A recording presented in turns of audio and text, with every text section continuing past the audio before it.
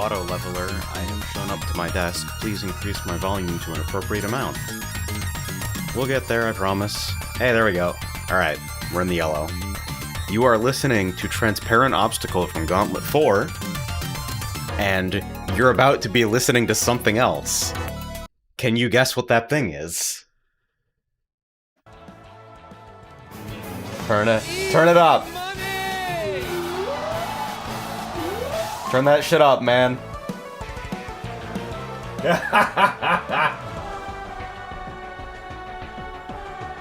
I feel like I've never heard a more frustrating motif. So, Crossworlds patch. How many of you actually are, like, familiar with what happened here? Do we go through the patch notes? Does everybody need that context? Are you wearing the context hat and the context shirt? What the fuck going on? I accept that. I think that's a perfectly reasonable thing to do. Let's put on some fucking Cassiopeia.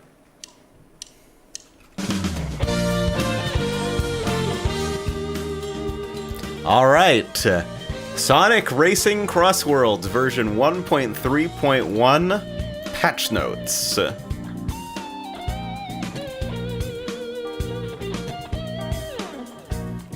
Alright. So we're gonna fucking roll down here.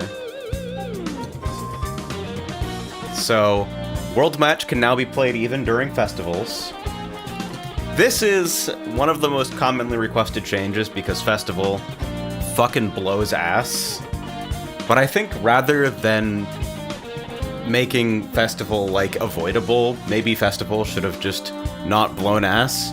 Which I think they actually made some changes in the general direction of. The reason I'm against player choice in this particular scenario is pretty simple. It splits the player base, which is the reason that Festival replaced World Match in the first place.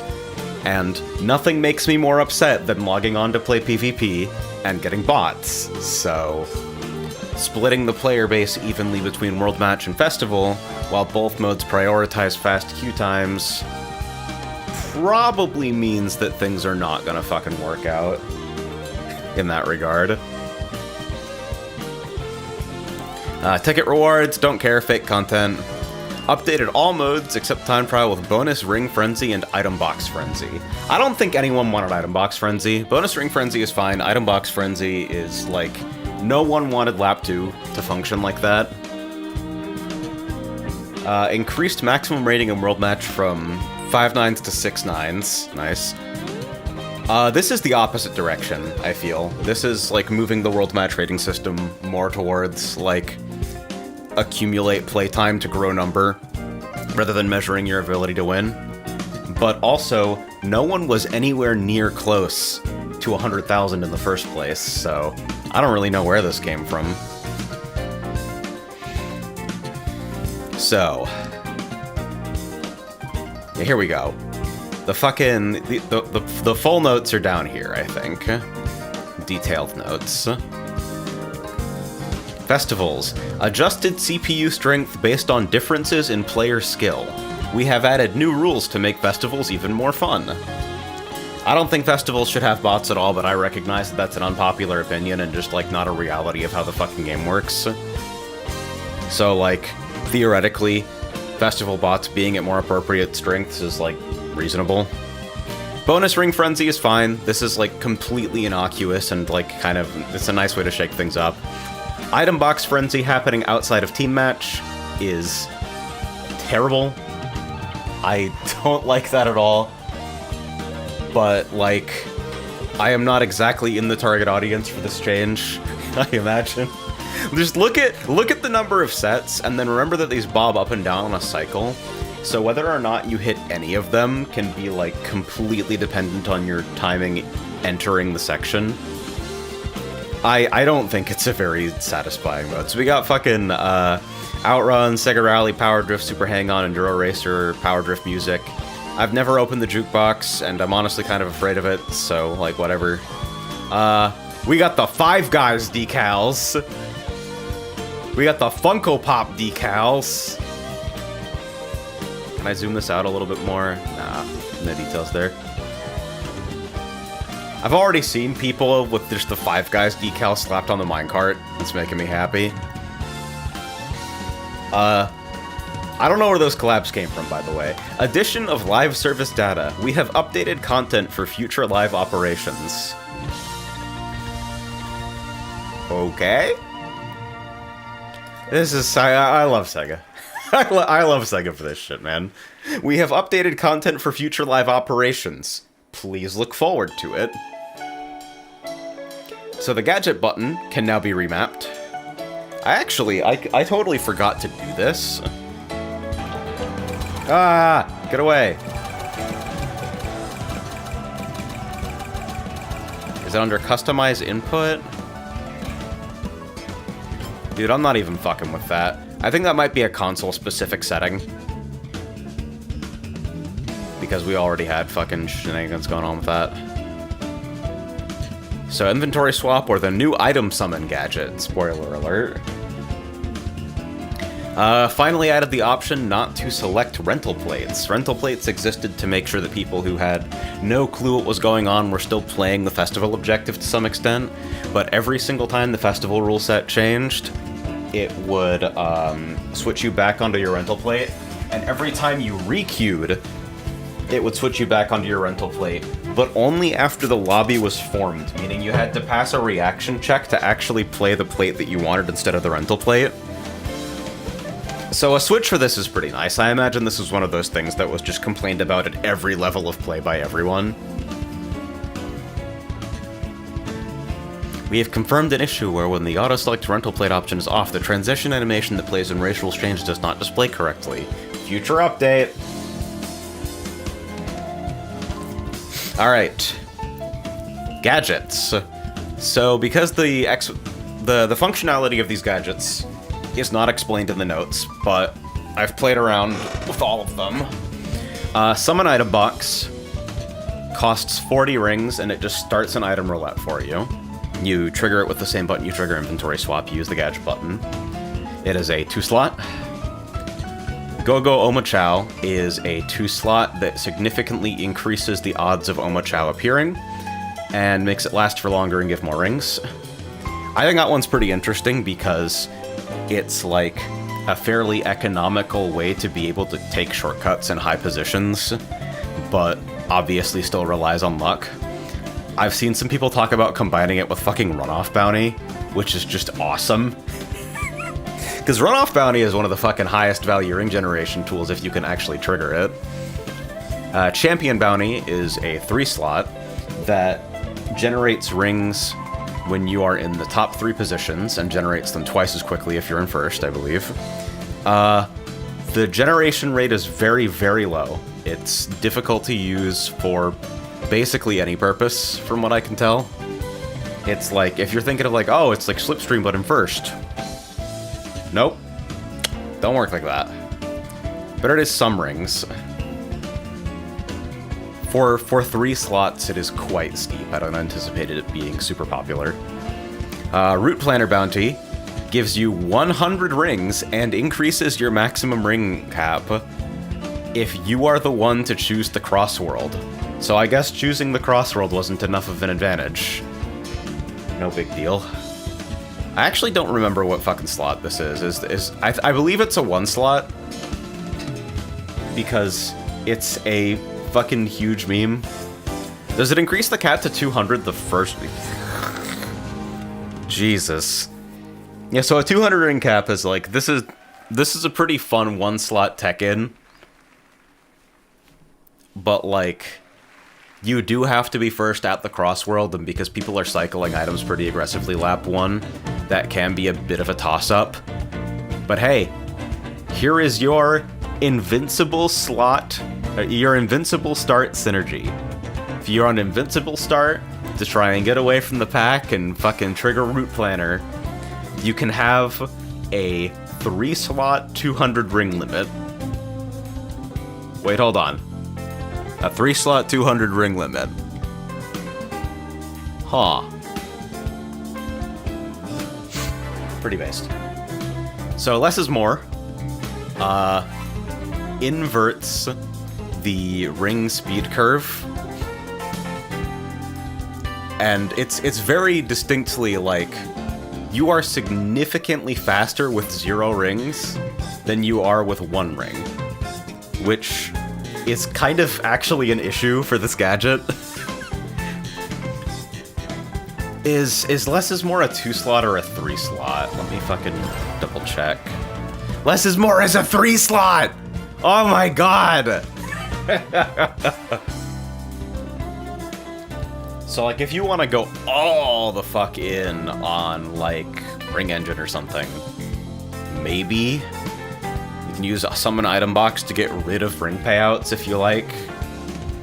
But, from what I've heard about this, it's not particularly effective for its slot economy. Ring Doubler, I believe, is also 3-slot. Oh. Yeah, Ring Doubler is 3-slot. Just doubles the rings you gain from any source. Doesn't count for festivals, thank god. I have seen people brewing some ass with Ring Doubler Hyper Ring Engine, which we'll talk about.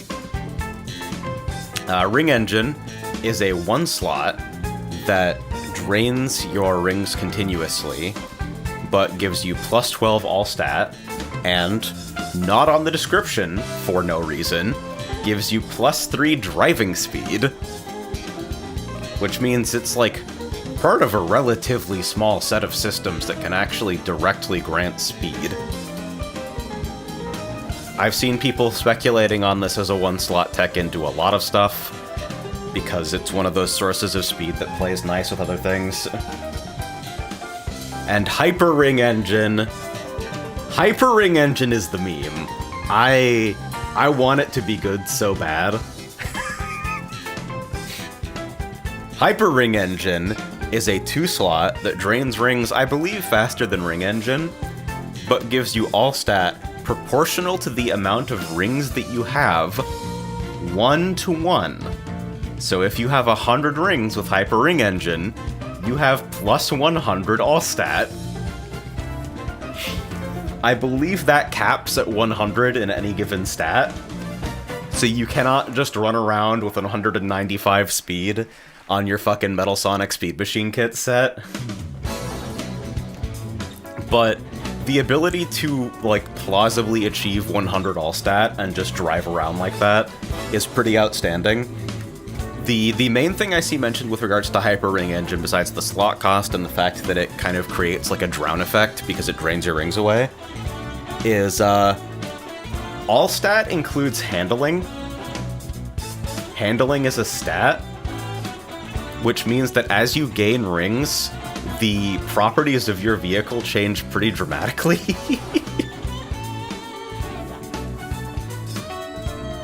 I don't actually think it's all that much like Ring Racers, but we do give you a progressive handling boost the more you ring boost, so... Just saying. So, spoiler alert on my thoughts on Hyper Ring Engine.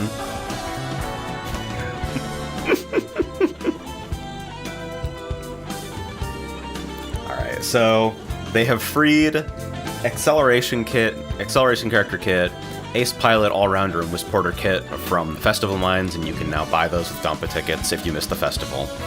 Always a good change, FOMO fucking sucks. The fact that it, like, specifically needs Master Plate is kind of weird to me, but whatever.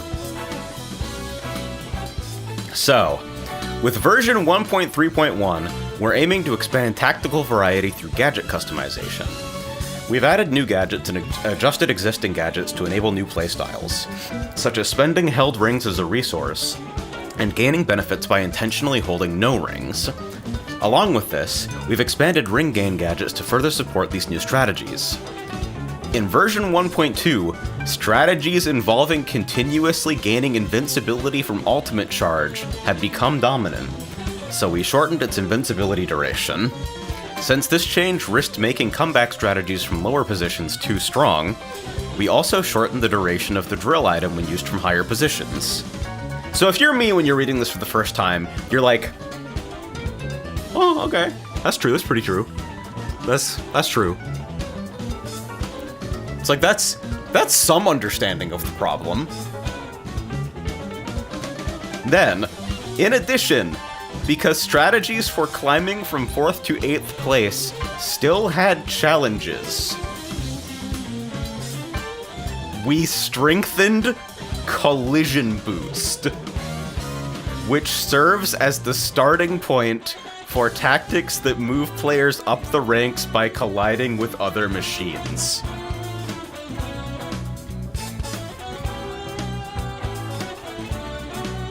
I don't think that's true. I don't think Collision Boost serves as the starting point for tactics that move players up the ranks from 4th to 8th place. I think the gadget you're thinking of is Slipstream Bounty.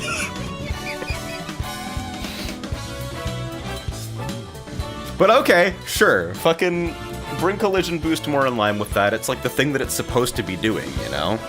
And Collision Boost also has that property where you can use it from ahead when someone's trying to, like, slingshot past you. They'll bump you and they'll, like, let you keep pace. So sure, fucking let's try new Collision Boost. Gadgets with similar effects, such as Ring Thief and Spin Drift, are also intended to become more effective through this adjustment.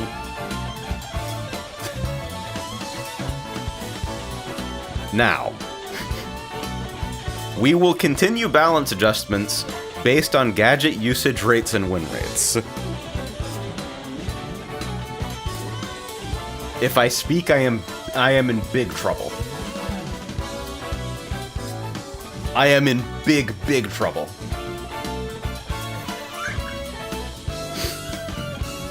So, the actual substance of the changes. Collision Boost, Power Machine Kit, and Power Character Kit. Increase the duration of the boost. Previously, Collision Boost gave only a momentary speed boost and often failed to result in moving the racer up position, so we adjusted it to make it more effective in overtaking other racers.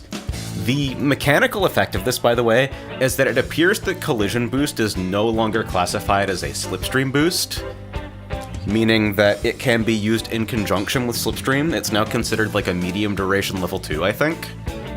So you do actually get a pretty substantial amount of extra speed out of it compared to, like, just regular slipstreaming. Crash Pads now triggers a ring-halving effect when hit by Ring Thief. I mean, sure, fucking Crash Pads needs love. Ultimate Charge / Handling Machine Kit. Reduced the invincibility duration on a level 4 boost from 3 seconds to 1.5 seconds. Oh, these are the, I read the Asia patch notes when they came out, so they were missing some of this explainer text. This is totally new to me. Ultimate Charge was designed as a racing-focused gadget that lets skilled players block attacks.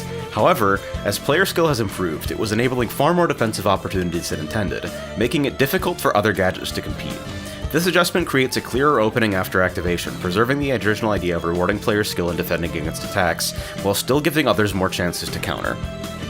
This is overwhelmingly the most common suggestion that people gave out when talking about, like, what to do about Ultimate Charge. Right above, like, make it a 3 slot so you can't run it with all the fucking quick charges. And 1.5 is a lot. Like, 1.5 is way more than I ever expected them to hit this thing on a first pass. It's like...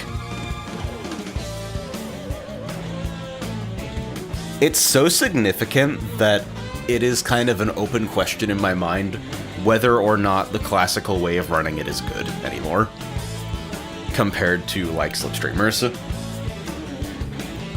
It's probably still good, but, like, it's open to me. I'm interested to see how it goes. Acceleration Character Kit. Removed the mini Ring Thief from this kit.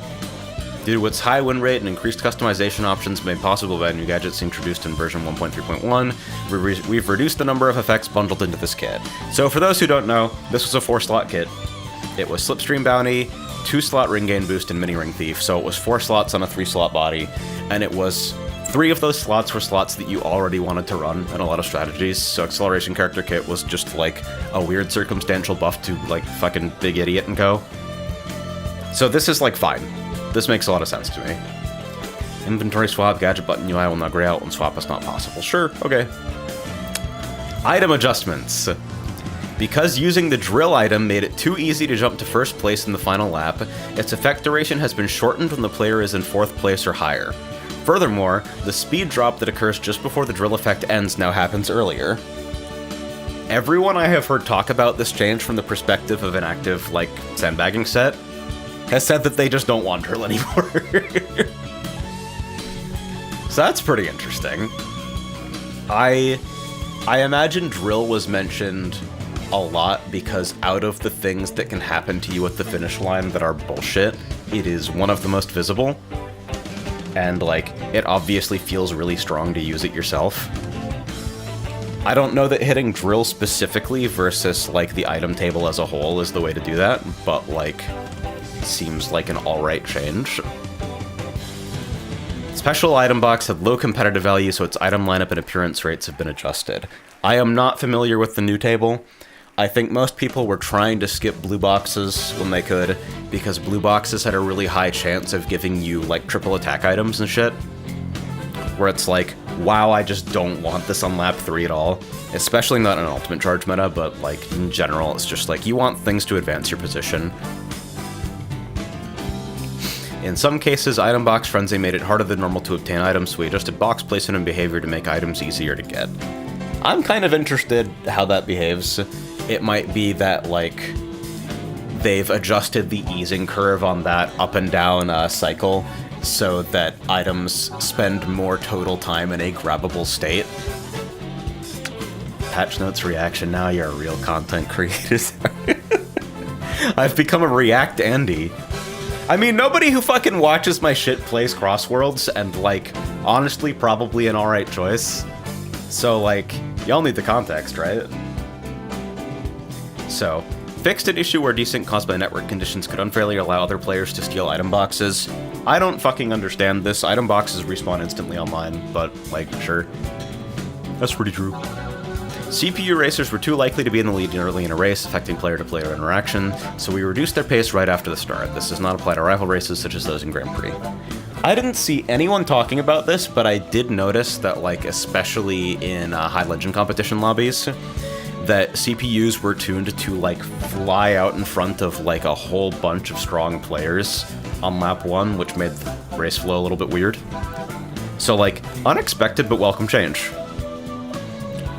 In team matches, allied CPUs were sometimes too slow and put players at a disadvantage, so we've increased their pace. Yup. Powerful items had a greater impact than intended in team matches, so their drop rates were reduced. King Boom Boo in particular diminished the benefit of running in the lead outside the final lap, so its drop rate was lowered. Yeah, fucking Boom Boos every 15 seconds in Festival was definitely, like, the primary experience I had with it every single time I ran in. And in addition, Super Team Boost made it too easy to return to the front, so its duration when far from first place was shortened. To increase the advantage of running in the lead outside the final lap, the duration of Super Team Boost when triggered in upper positions was increased. This is a fucking good set of changes. Like, Festival was way, way, way, way too swingy for even casual players, I think. People were starting to, like, really feel like the shit that was going on just did not matter at all.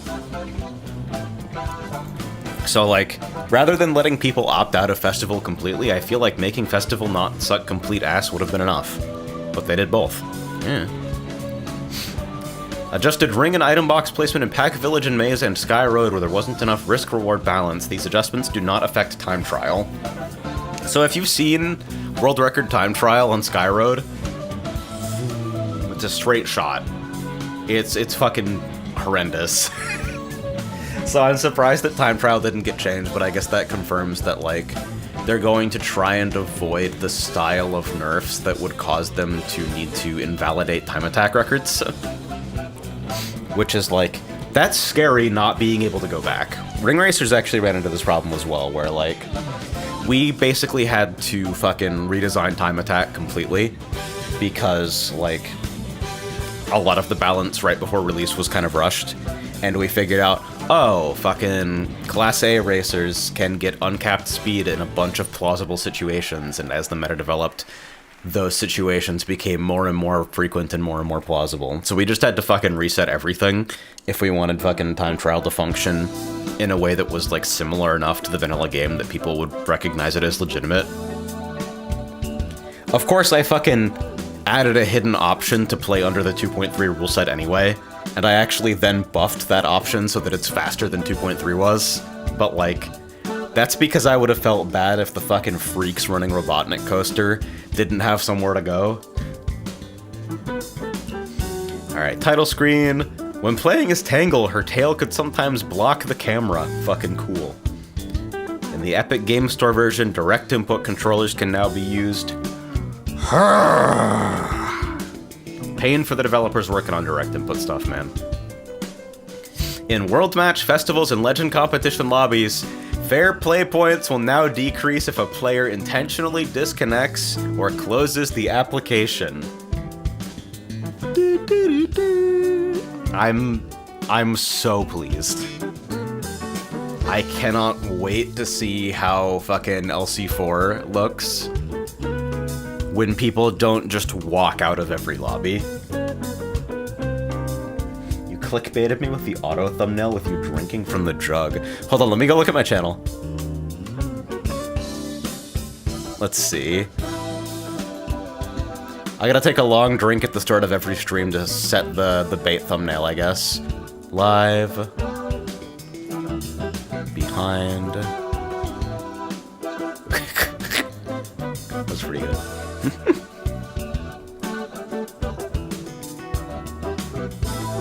So then, let's see. So, jukebox stuff. AI eraser animations. This is funny to me. We've resolved fucking Ren erasure. We have added yellow. Fix some grade up stuff. Online competition.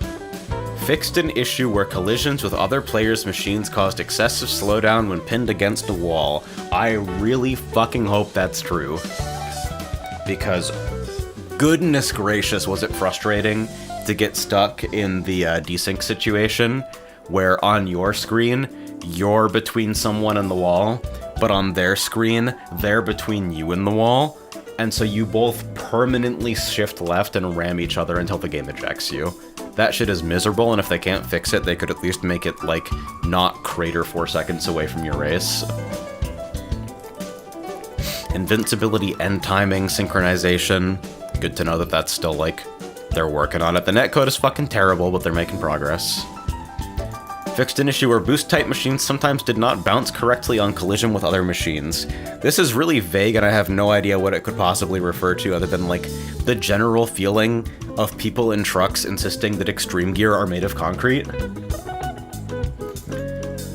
Fixed an issue where getting hit by an item attack while drifting or jumping caused the machine to float too high. Has happened to me. You just pop up and lose a bunch of speed and it sucks ass. Some frenzy fixes.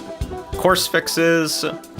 These are generally not super interesting. It's like position flickers or like the ability to get your transformation state desynchronized. Of note, Chow Park. Players could sometimes be launched off course in the second corner after the jump area. Sometimes. Yes. Yeah, sometimes. The Aqua Forest super drag back after the first dash ring where you would just literally fly backwards and lose like 10 seconds. Nerfed fucking Phoenix attacks on Dragon Road. What? Whatever, man. Warp Ring, TLDR, still not fucking enabled online. It's been cleaned up so that it's less likely to do super skips, but they still don't want to turn it on. So, we sincerely apologize. Version 1.3.1, a player's World Match Legend Rank 1, a Dompa ticket reward that does not actually exist may improve on the rank. Weird. So yeah, so I've played a little bit since the patch, and I have the impression that, like, without changes to Slipstream, The destruction of ultimate charge is making races significantly messier. Lots of crazy endings, lots of 7-wide endings. It feels a little bit more like LC2 and LC3, where things feel very crowded, and in particular there's a ton of chaos on laps 1 and 2. I'm not really sure what to think of it yet, but I do also want to mess around with some of the new gadgets, so I suppose, rather than preforming my opinions, don't you dare fucking file import my opinions as your opinions, by the way. If you play the game, fucking play the game first. But I do kind of want to see what we're up to. So. Double Slipstream Bounty Hyper Ring Engine is the thing that I want to evaluate right now, where I deadass have no idea whether it's even good. But the idea of having 100 all-stat on Omega in the truck is just making me really happy. In a very, like, selfish and straightforward way.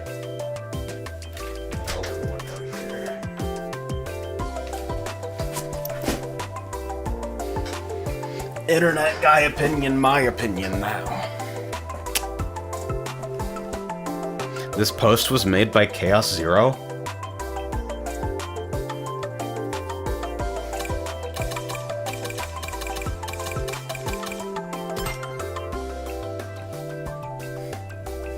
This post was made by Metal Sonic. And chat is fucking copying my combat data. So let's see how many people are still out here trying to play Ultimate Charge. Okay. Short fuse wisp chance up. Wow, is it? Huh. 130 ring. Is it gone? Nobody in the lobby here? Because usually I see extreme gear and I suspect it, and I see handling machines and I'm like, it's somewhat likely, it's within the realm of possibility. If Ultimate Charge completely fucking evaporated overnight, I have no idea what the fuck to do. Literally, though, if you hate the menu theme, then replace it. I'm so close to playing the game with all the music off, and just, like, blasting really embarrassing Japanese trance music.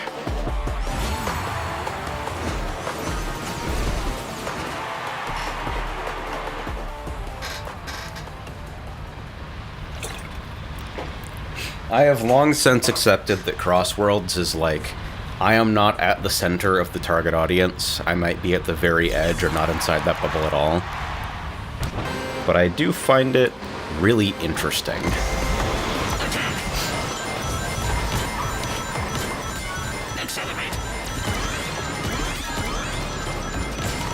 So double Slipstream Bounty from Acceleration Character Kit. I do have to say, the ring gain is pretty good.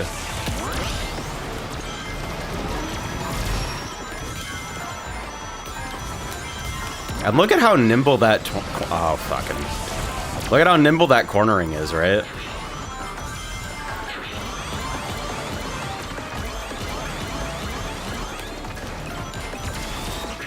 We're cycling. I'm just here to cause problems and drag people using ring strategies into hell. Get away from me!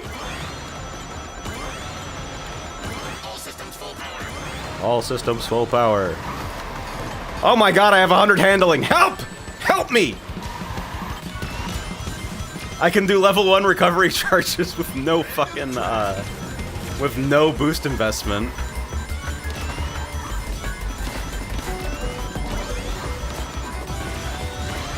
Yeah, I don't think the ring drain is super significant, but it's also definitely not nothing. I think if you get dragged into the pack, then it can have... there's the potential that it's pretty bad for you.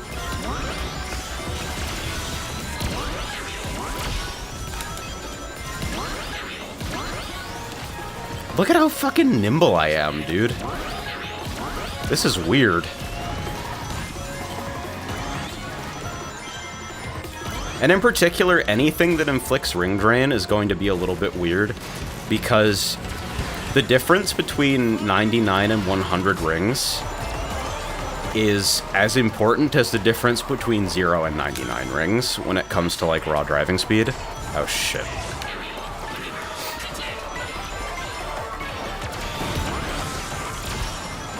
I'm playing so recklessly with these because I know I'm not going to react to anything with people this close.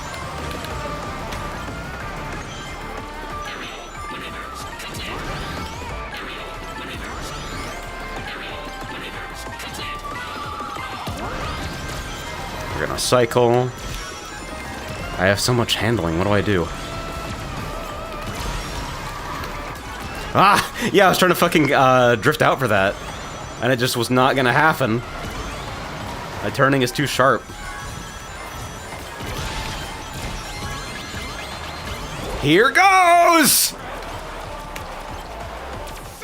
Okay, the other guy got assassinated for no reason, so I won.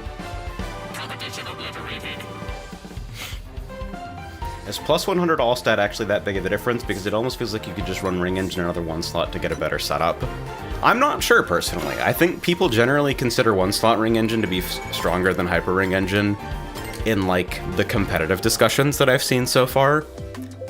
But Hyper is, like, to me, undoubtedly the most interesting.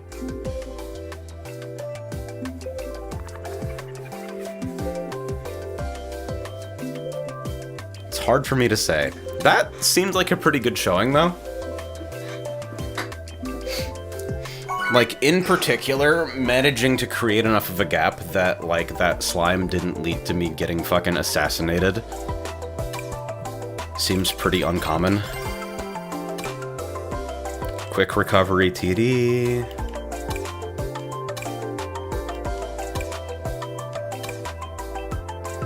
We still got a fucking Drift Kit Ultimate Charger in the room. Double Ring Engine with Boost Machine Kit. That's like Trick Speed, Trick Bounty, right?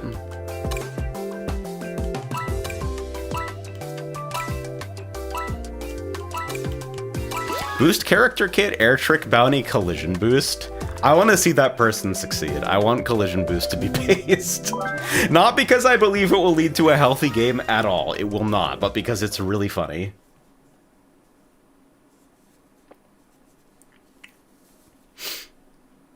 You gotta lab 100 stat big idiot to transition between tractions better. You're jump scaring yourself.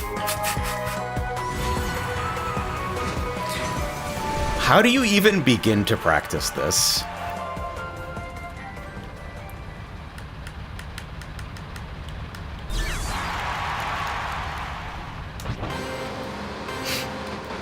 The one other thing about this is that, like, its ring generation comes from being behind.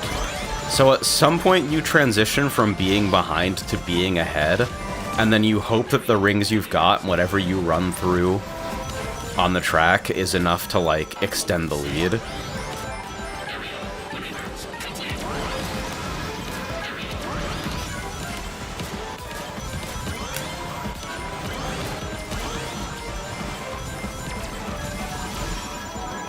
Because the thing about these ring booster builds is that a lot of the time the thing they're looking for is specifically the ability to go faster than normal while in front. That's why people were running, like, dash panel mini bounty. Because dash panel mini bounty was a way to trigger ring gain boost that actually worked up front. Woohoo!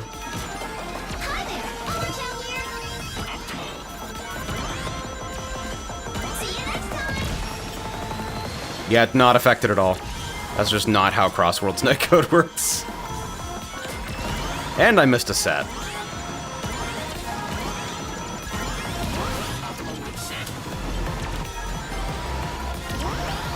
Ah! How the fuck does my handling work?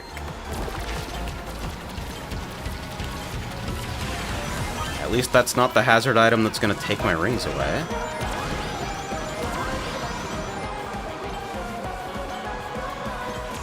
Give it to me straight or gay, your preference. How dead is UC? It's probably still playable, but I don't anticipate that many people who were playing it because it was strong are going to remain playing it. Wall scrape. Hey, buddy! Not the worst place to get hit.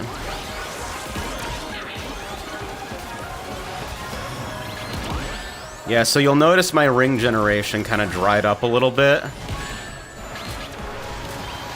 And, wow, now it looks like we're going to Super Hell. That's actually kind of astounding how badly that went for me. Mission failure. That one's brutal, man. Yeah, it's like 1.5 seconds of invuln is probably still good at a lot of things. But, like, think about how many situations it's implausible to, like, block an item on reaction with an item. And then imagine if, in order to have access to that item, you had to steer strangely for 3 seconds.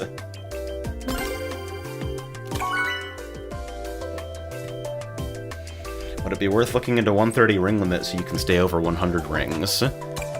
Probably there's something to that. I do wonder about the best ring engine to give to Hyper Ring here.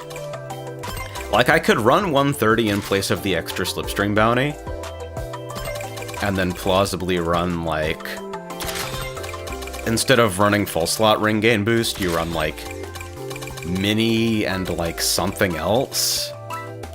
What do you run? You run the other ring engine, man! Fuck it, let's go! I'm sure this'll work great. I'm not actually sure that it will work great. I'm like, fuck, one slot gadget. Name 10 things that aren't ring engine. Air trick adapt. Run off bounty. Ring engine. This game is wild to watch if you haven't interacted with it at all, right? Like, people who don't play this game who watch me are consistently just looking at the game like, why did that happen to you?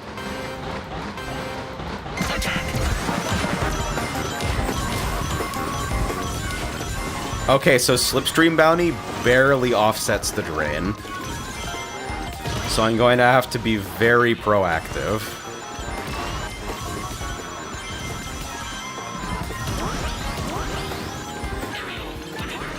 We'll see how that goes. I fucking knew it. I knew you were gonna do it.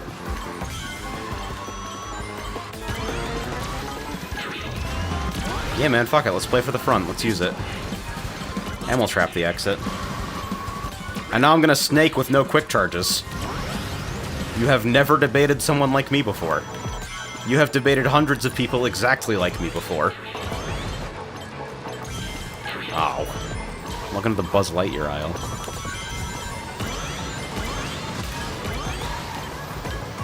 How about this one? Hey, buddy. And back down to 0.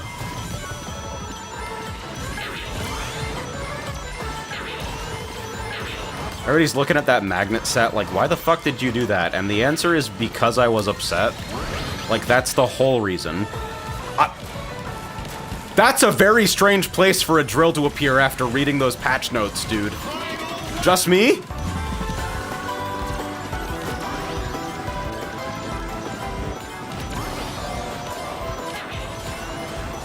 Want to vacuum up some rings, which is why I went for this, but can't say it went great for me. I also don't know what path that drill was taking, but that shield was probably super greedy. It's a good thing to have.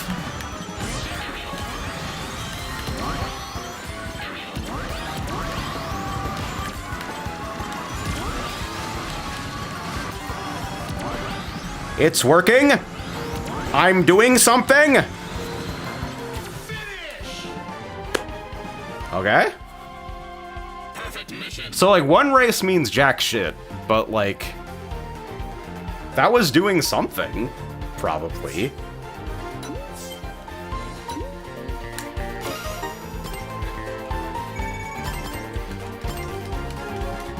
From an outsider perspective, your losses look like how it does when my character dies in Path of Exile.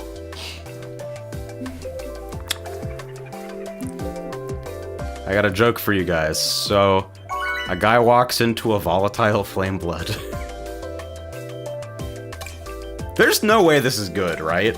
This is an incredible lobby to be looking at right now. Hyper Ring Engine, Go-Go Omacha Ipe. I respect this. This is a gambler. Speed Machine Kit for the ring range. That's a good idea. That's worth trying. Starting Boost Bounty and Dash Panel Mini.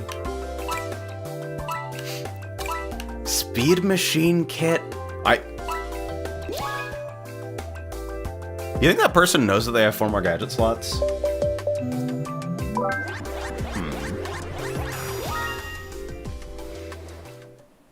Speed Machine Kit with Hyper Ring Engine. The thing about that for me is that, like, if you're already near speed cap in, like, a speed car with Speed Machine Kit, I feel like Hyper Ring Engine means less for you comparatively. Like, as a power car, I want the plus stats because I want driving speed, I feel.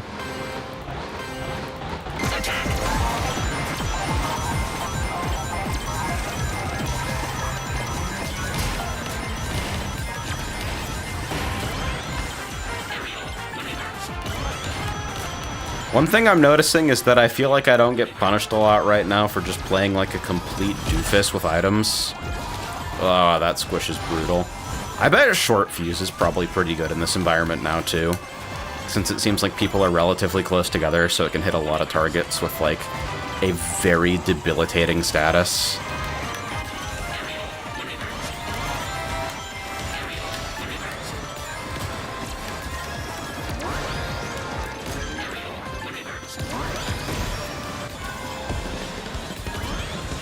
Oh yeah, they died, okay.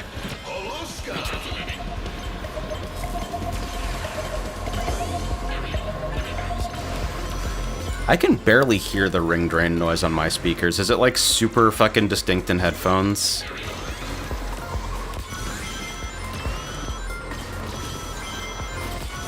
It is a fast drain, dude. This is kind of scary.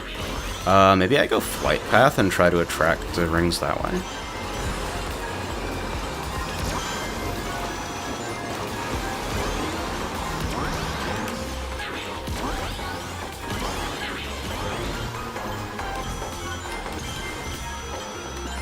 That's a fat-ass ring line. Yeah, I feel like I've been so diligent picking up rings, and then I look at my gauge, and it's like, wait, this is the same as it was before.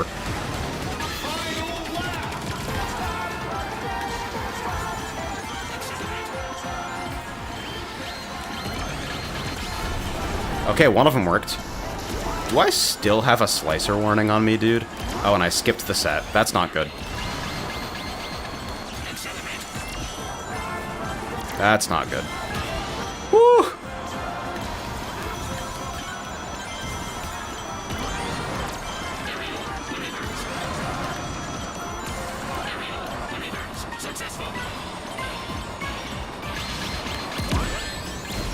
Uh-oh. This isn't good.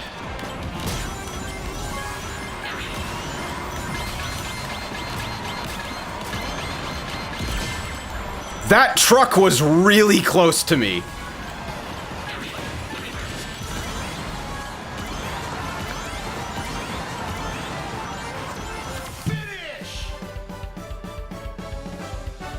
So, like, how am I supposed to feel about that result, really?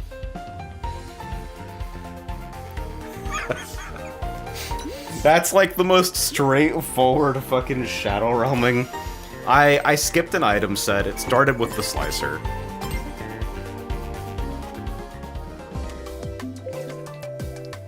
That probably wasn't super great for me.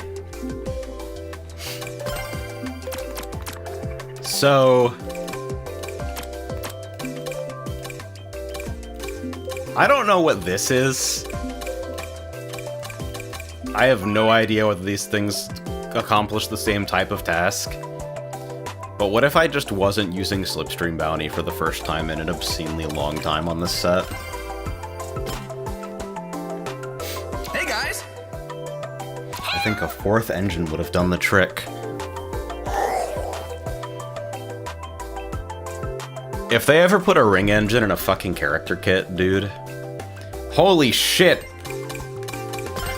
It's the Five Guys car!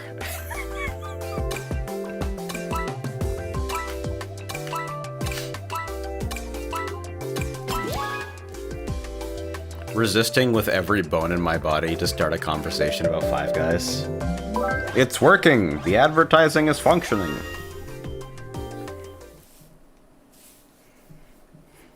I think everyone likes Five Guys. The problem is that it costs $400.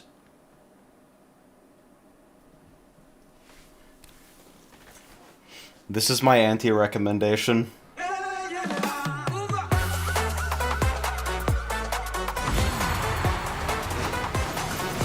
21st century GoDaddy car. So when do I get a decal for couponbug.com?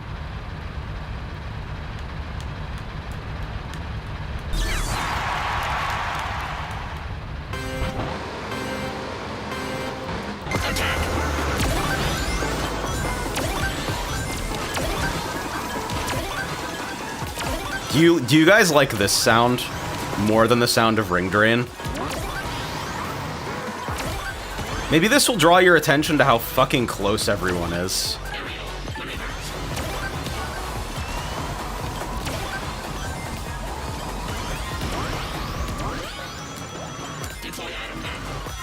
Deploy item now. What if I don't want to, dude? What if I'm fucking busy?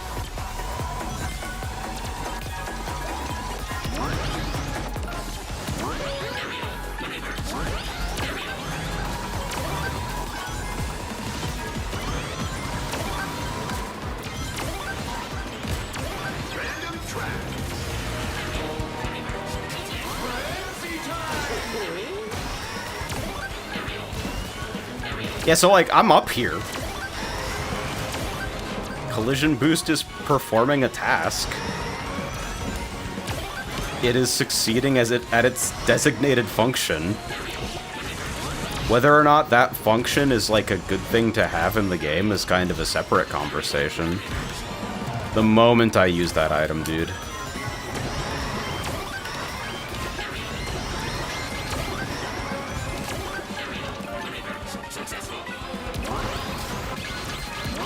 Leapfrogging off of corpses right now.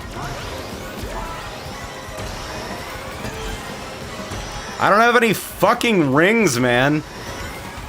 How do people play this game without Slipstream Bounty now?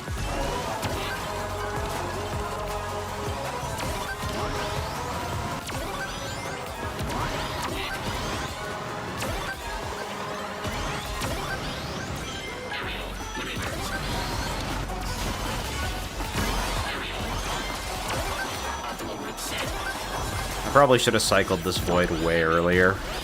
This is a pretty vulnerable spot. Yeah, watch me fucking pull all the way out. Like, I don't fuck with that, dude.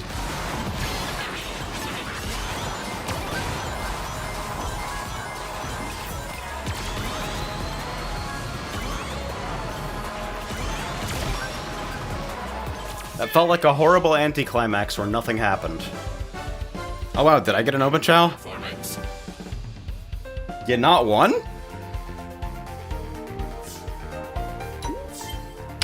Cool gadget.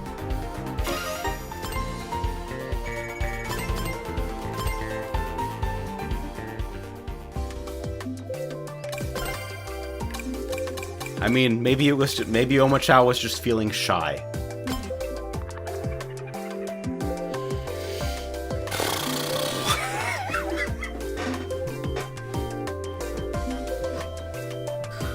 Real quick.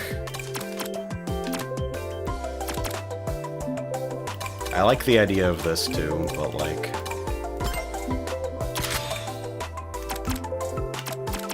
While I'm brewing ass...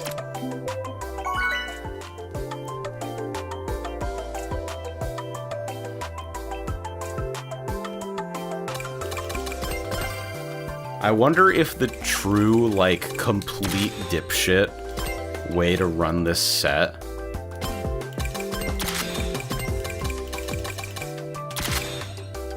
thoughts?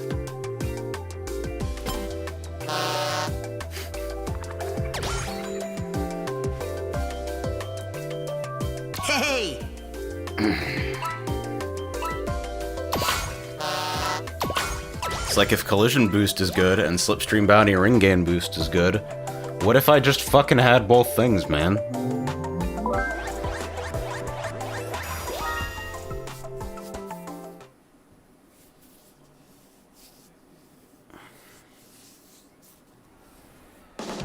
Your changelog blog post is excellent. Someone did read that! I think that post was kind of fucking crack smoking. I'm gonna be real with you. But I did have fun writing it.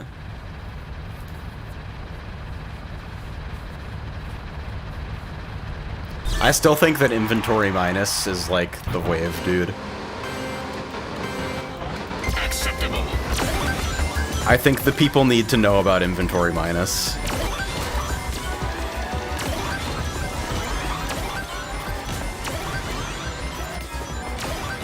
I am advancing on your position. Holy shit. This is an unhealthy level of mobility. How are you supposed to outdrive this?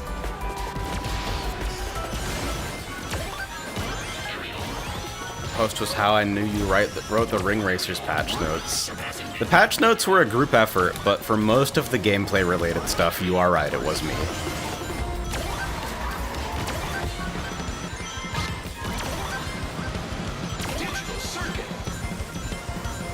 Like, what are you gonna do?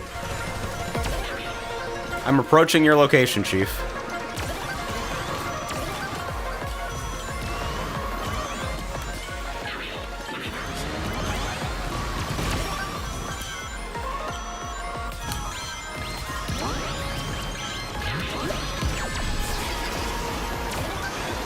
Whee! Collision boost is kind of a weird recovery gambit as well. Because if people, like, trade paint with you after you get hit, then it can help you get up to speed pretty well.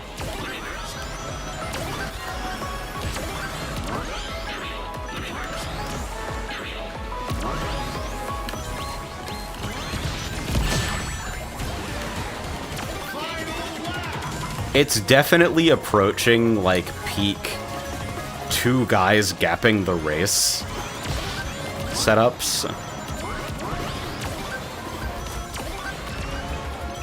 Or like if you and your collision boost butt buddy don't drown, then there's like a reasonable chance that you just get away. And then the game vindictively drags you back. And then the game vindictively drags you back.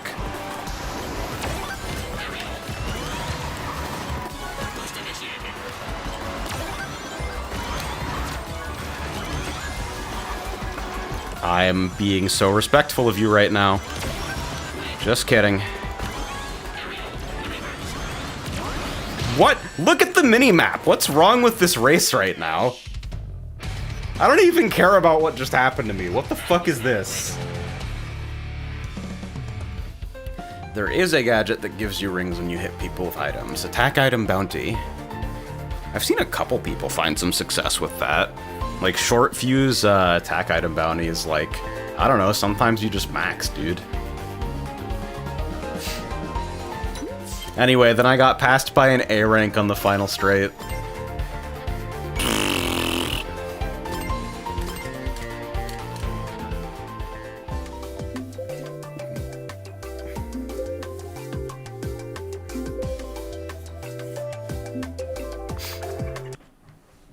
Yeah, the fucking patch notes I wrote here are like...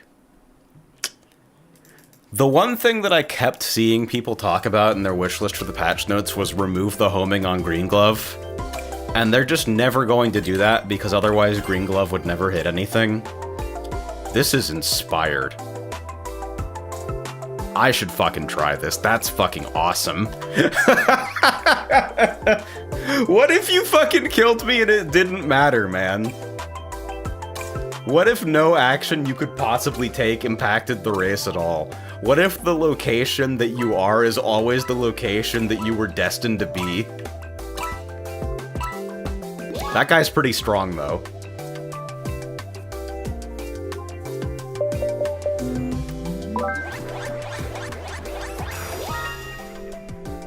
It's like the reason Green Glove has homing is because it just needs homing in order to hit, because the online desync is too bad. It wouldn't function online if it didn't have a hard reticle. Quick recovery, less is more sounds so fucking uninteresting that I kind of want to do it. The problem is that, like, I don't think you necessarily run it on a power car, because I think you want a way to get rid of your rings, which means you need to be able to wall scrape. Like, normally you would use, like, a ring engine gadget to do that, but if you're fully slotted, then you need to figure something else out.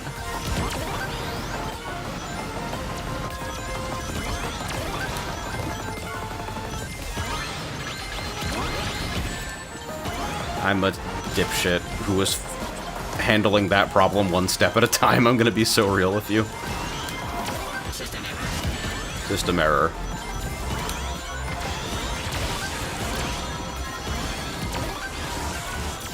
Ah! I should have been matching.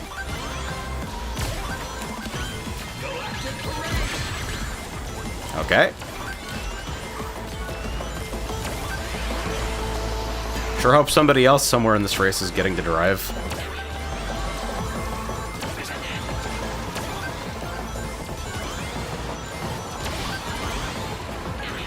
Oh, that is soft-walled, okay.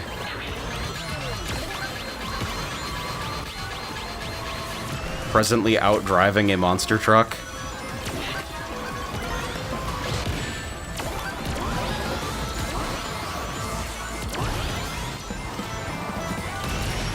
I missed the set.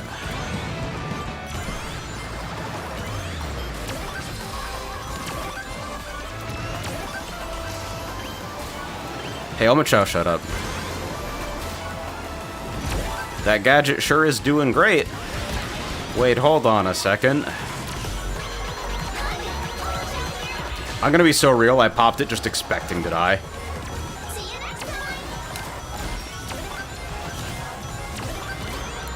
Dude, it's so packed. Look at this.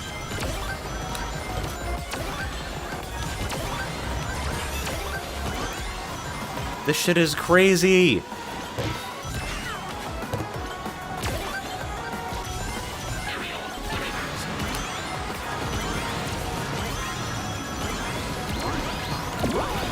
Woo-hoo! Oh no, dude. What are these doing here, man? Finish! Has one of my systems broken down? That fucking sucks.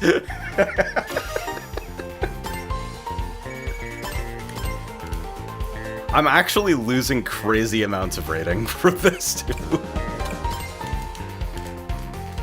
You're all nerfed, by the way. It's true! Alright, hold on. That motherfucker might have been cooking. Where would less is more be? Would it be... It's been a while since I actually got fucking pushed all the way down to 12th, by the way. That's, like, kind of exceptional. Less is more. Anybody else want to do fucking nothing all game?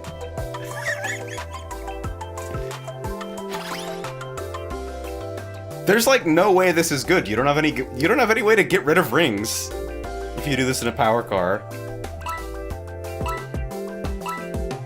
Holy shit, it's the Five Guys box.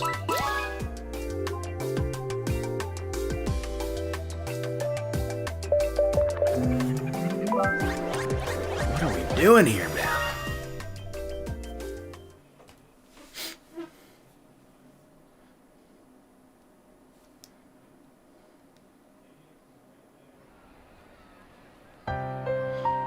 I definitely think it's approaching, like, Little Green Alien playing with PVC pipes.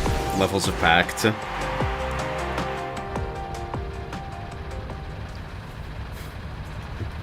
I've been really appreciating Trackmania recently because I can race with other people, and they don't have any way to influence me at all. And I just drive well. Attack.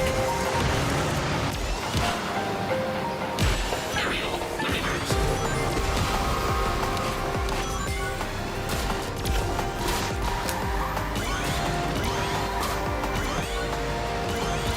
So, I am noticing a problem with less is more. Is anyone else noticing a problem with less is more? Never mind, the gadget's fine. What the fuck are we doing here, man?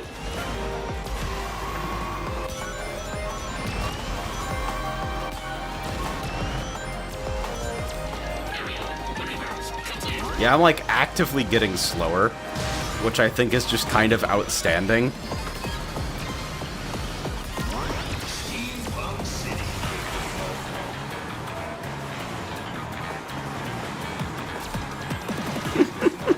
Like, what do? You don't divert for rings.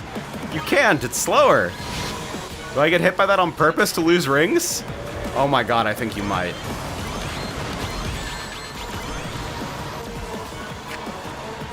The guy that I'm getting passed by right now.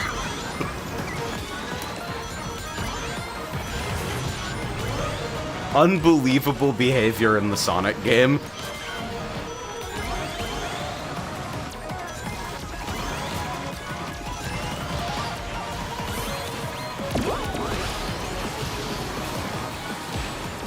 Why do I feel like when I put on quick recovery, nothing ever hits me?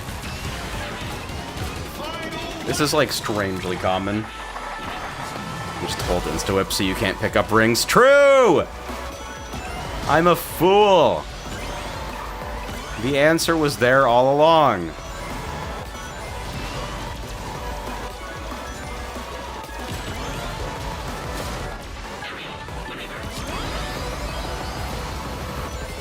I had to use that because I just had no confidence that I was going to advance without it. I am so fucking slow right now. Yeah, I'm maximally slow, dude. Look at this. Wait. If I'm maximally slow, does that mean I can finally sandbag while driving my best?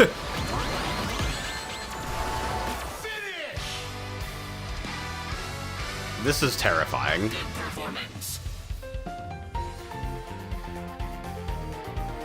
I don't like these implications.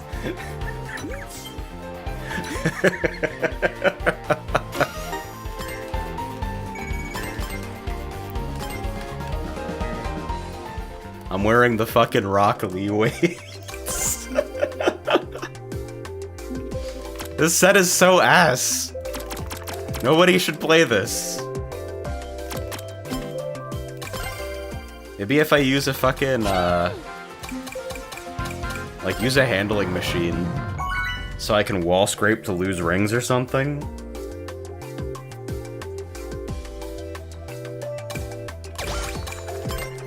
Because there's no way to put ring engine on this. All the fucking plate slots are filled.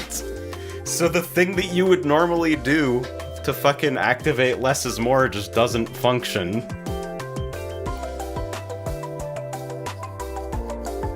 Why the fuck is this gadget 3 slots?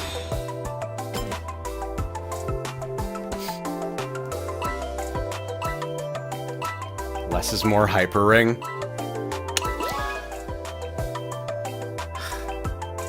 I feel like I want to try ring doubler double engine.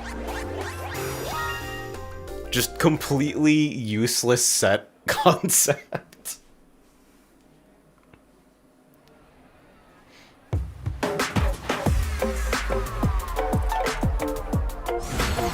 Welcome, Nanode. No kidding, long time.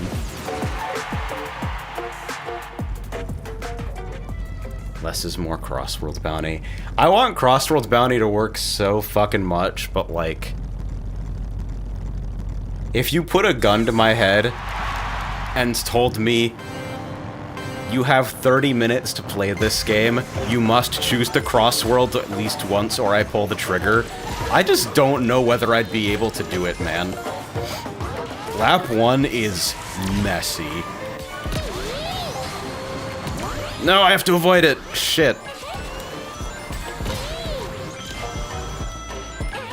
I'm becoming weak and shitty by interacting with the game.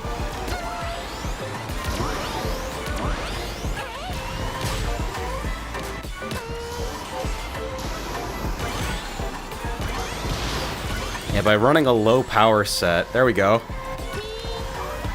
My win condition has been activated. Now all I have to do is stay at 0 rings.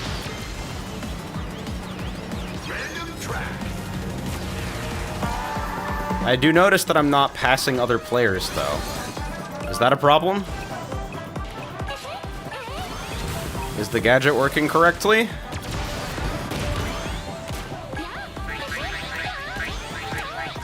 Oh yeah, and you go into fucking spin stun for taking item hits, so I guess you really do appreciate having quick recovery.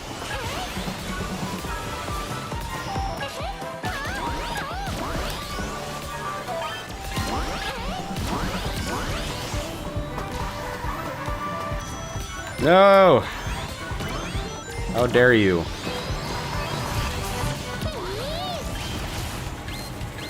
Dude, this sucks so much ass. This set is terrible.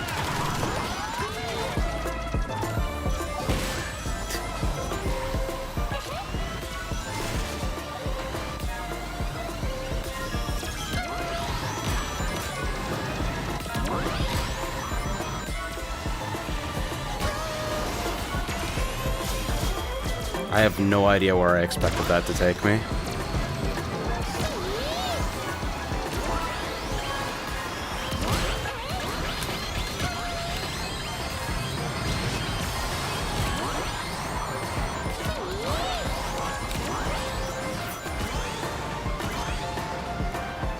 This is the worst fucking game I've ever played in my entire life.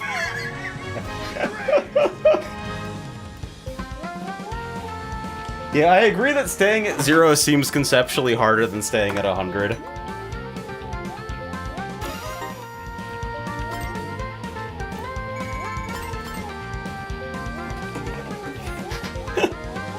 Less is more crossworld bounty. The frontrunner is at a disadvantage because they can pick the crossworld.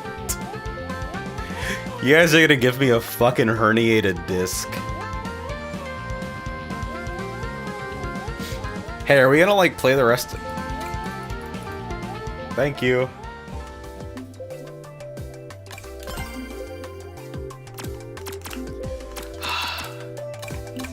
So one thing that I was trying earlier, I had one game of, like, euphoric game plan executed fucking Code Geass Batman genius shit. And then, like, every other game that I played with this set was a complete waste of time. Slipstream Bounty, Ring Gain Mini, Go-Go Omochao, and Summon Item Box. Where the idea is that literally every single time you run through an item box and it doesn't give you an Omochao, you take advantage of the fact that your slot is blocking that item, and you summon Item Box into Omochao. And then you take the nearest cut with Ring Gain Boost. And it worked exactly once. And in every other game that I played with it, it was completely useless. And I have absolutely no idea how to evaluate it or what to do.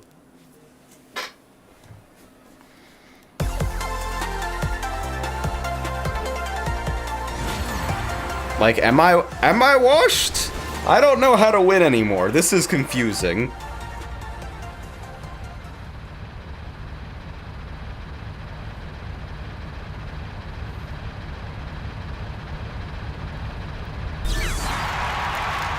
I appreciate that fucking ring engines have just, like, captured everybody's attention, though. They're fun gadgets, for sure.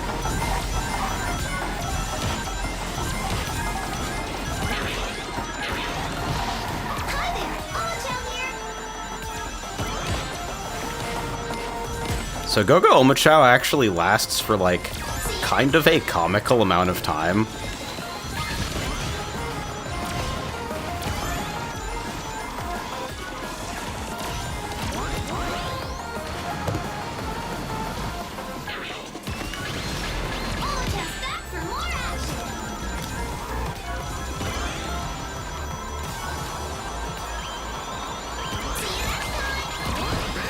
So, like, are you beginning to see the vision? So the problem with it is that it sometimes just doesn't take any actions. Like, it doesn't help you win.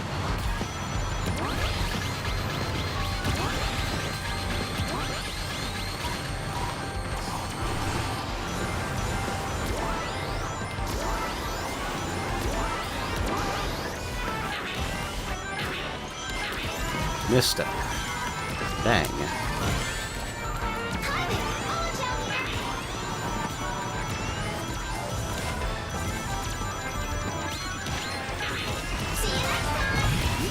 I reject your Dark Chow. I would like another Open Chow.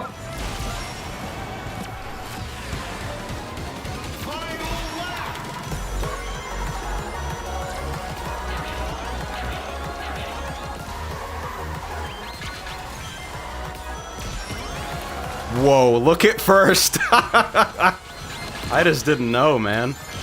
I had no idea.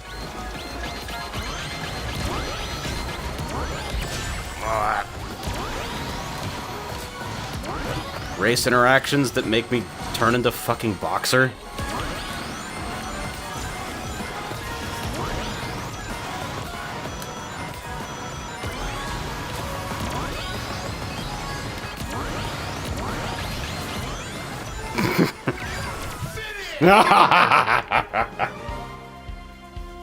Expected time frame not met. Yeah, they fucking left, dude.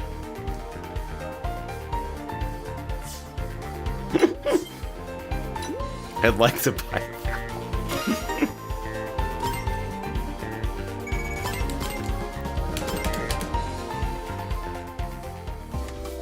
Yeah, I have no fucking clue whether this is good.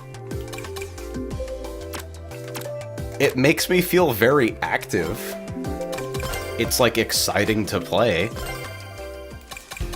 I don't know whether it like accomplishes tasks that are relevant to winning at the video game though, is the problem.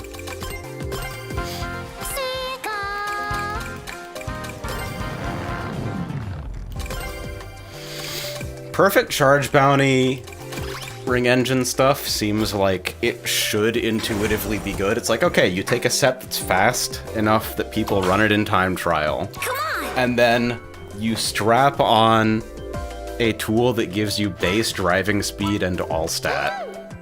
See ya! See you later!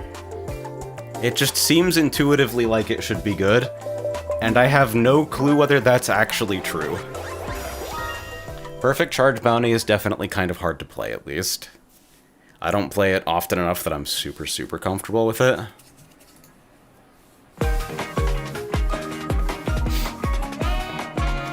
Video anniversary stream. JP users were calling it a funeral wake. Yeah, it was just like a merch announcement, right? Nothing else. Why do they hate Puyo so much? Is it like trapped in right cell or something? Or did somebody just deem it horrifically difficult to market after, like, Puyo Puyo Esports didn't have any fucking content in it?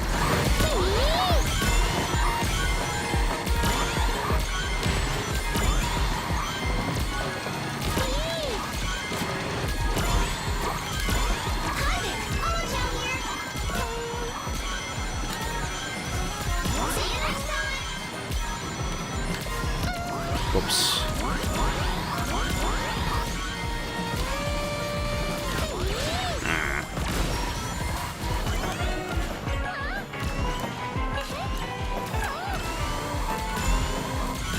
Yeah, like, it feels very active and fun to play, and then you, like, get interacted with by 10-year-olds. So I don't really know what to think.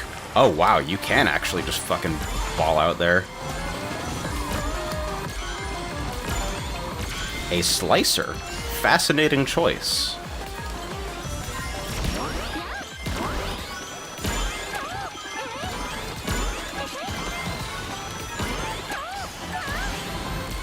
This is a surprise tool that will help us later. This is a surprise tool that will help us now.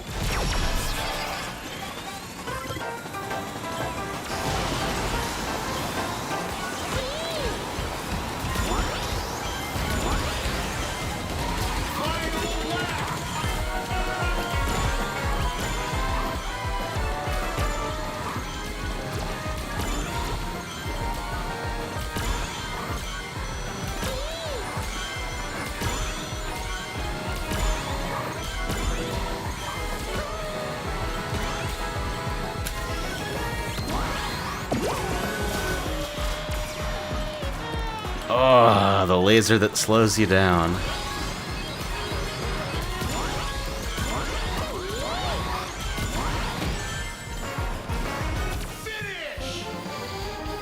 I am so brutally crestfallen by that bomb that I might just need to, like, walk around my house for a little bit.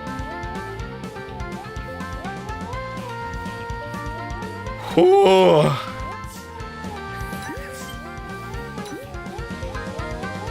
That's hard, man.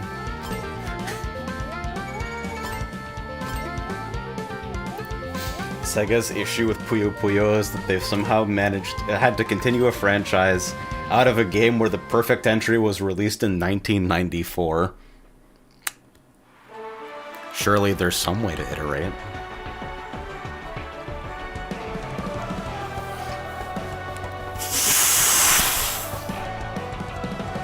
Is the Pedal Crash 2 demo still up? Play that shit. Talk amongst yourselves. How did I not die? Oh, there we go.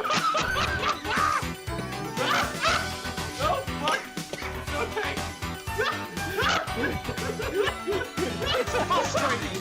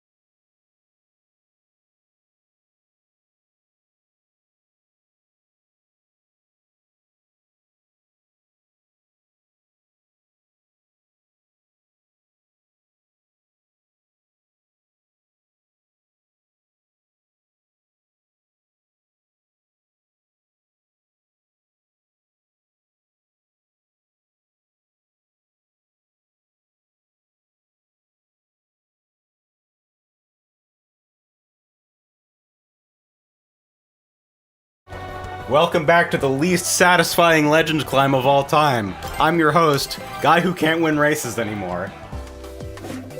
We're having a good time. Is Double Ring Engine the fucking best thing that I've played tonight? There's no fucking way.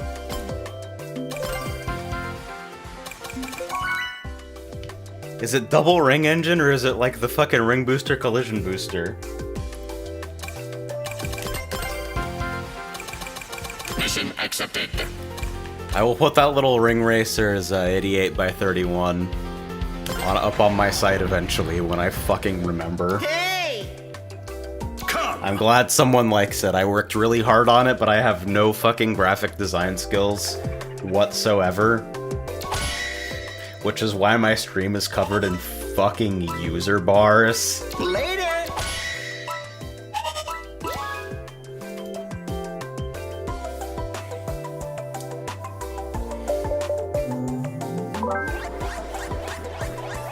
I appreciate pick a top tier and do the move showing up every now and again.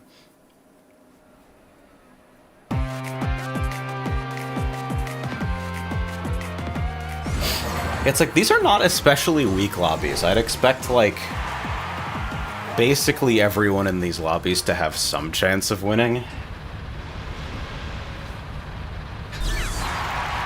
Puyo 1 is funny as hell, man. Fucking 6-chain speedrun because there's no offset rule. 5-chain.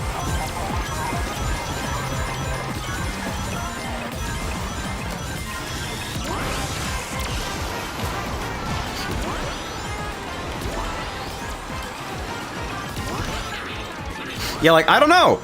Is this the first set I've made in, like, a fucking year that is actually specifically fast?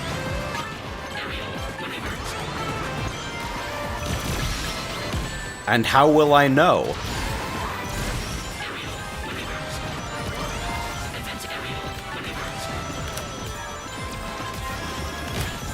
It hurts so fucking bad to take hits.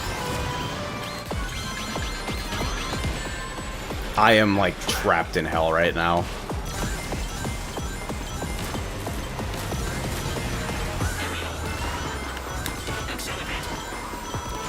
Omochao, save me!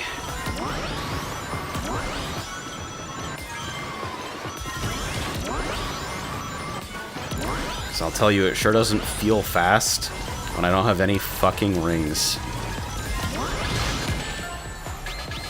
That's 3!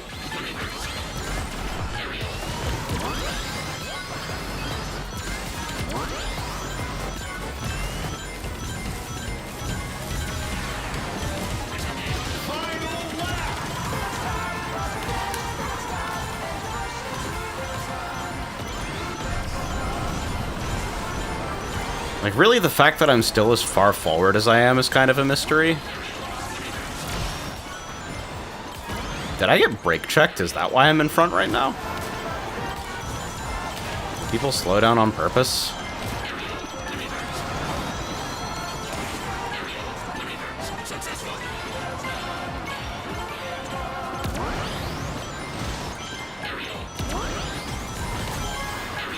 I'm not even fucking with the cut. Not when there are people in it.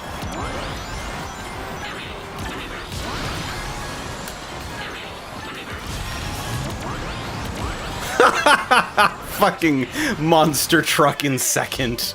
Laser in third. Inadequate performance. Yeah, Hyper Ring Engine is just fucking... Hyper Ring Engine is 1-to-1 stats, and Ring Engine is just fucking driving speed and flat stats.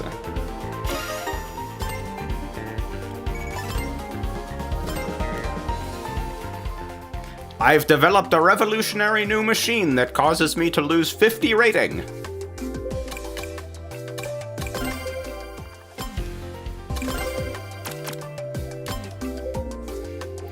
Like, if I just play Big Idiot with Ring Engine, and it's better than everything that I've played tonight, I don't know what I'm gonna do. I don't know if it'll be good. I don't know if emotionally I'm gonna feel prepared to handle the consequences.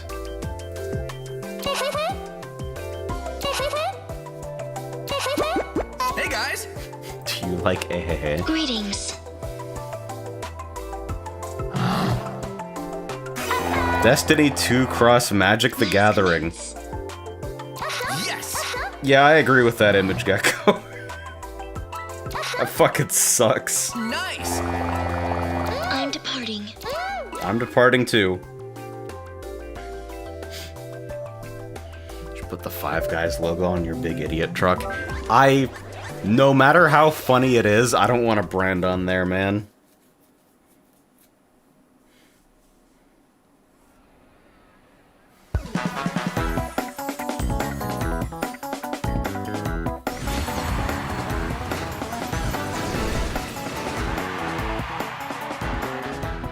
Alright, we're caught up on goings-on the internet.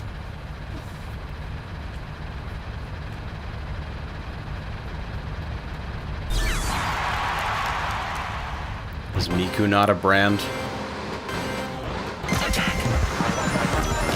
I mean, I guess. But like, I'm not going to Miku Expo. Fucking nobody's going to Miku Expo.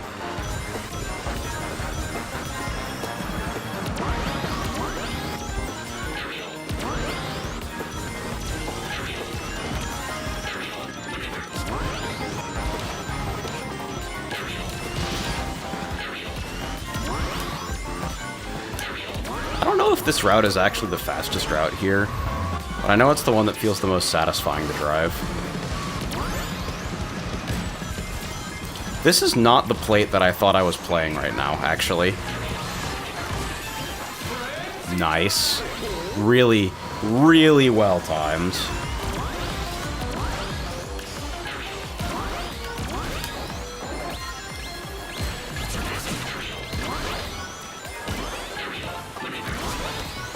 Like, maybe Miku is a brand, but fucking Miku is an instrument.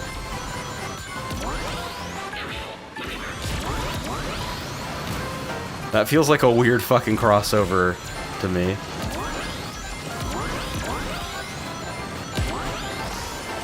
Is Five Guys an instrument? No, Patrick. Five Guys is not an instrument.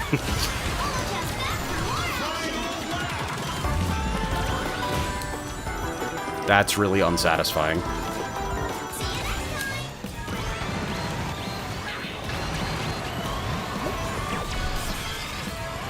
No, Popeyes is not an instrument either.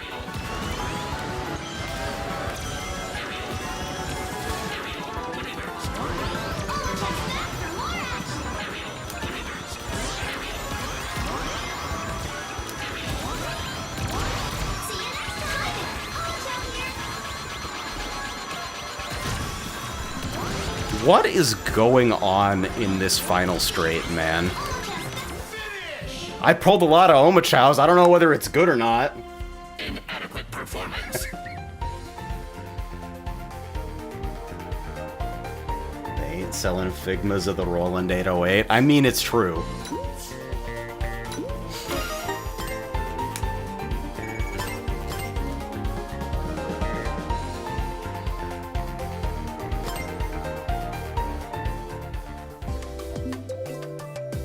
I think when people make stuff, it's based.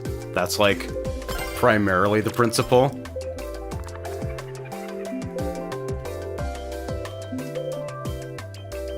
Is there a more consumptive brand than literally a restaurant?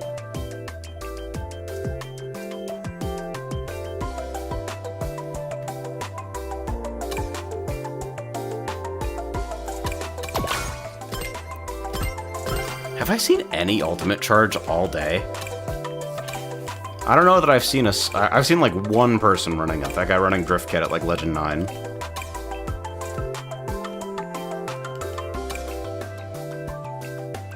Less is more technical drift ring engine. At L2, huh? I mean, I kind of believe in that. I'll try that next.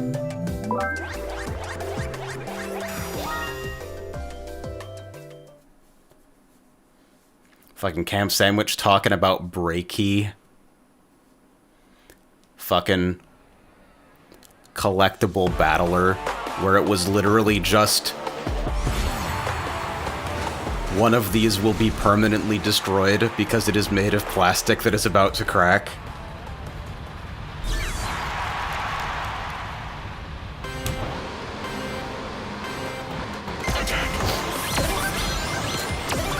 I would love to play something really no-nonsense in this game. If I could play something no-nonsense and focus purely on just, like, driving at a basic level no matter what was going on around me, I feel like that would make me pretty happy.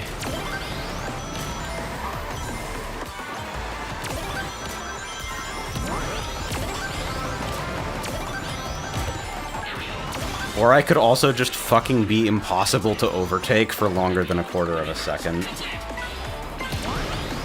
Do you understand? I am convinced every day that I don't actually understand the video game that I've opened. That I thought I did yesterday, but I didn't. And now I do, and tomorrow I will open the video game and be like, I didn't understand things yesterday either.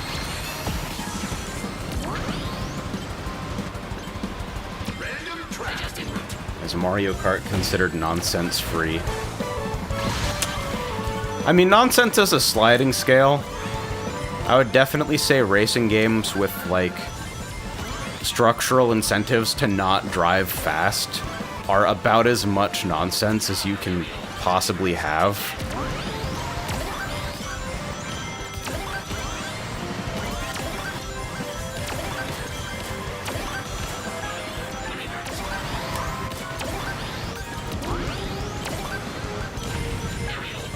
Look at me, I'm driving the car.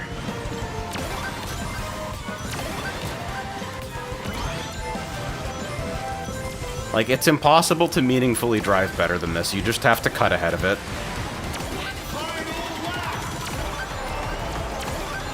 That's the whole fucking thing, man.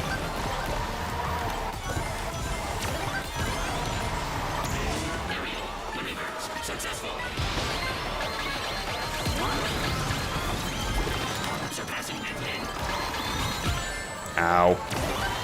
Nerfed drill, by the way.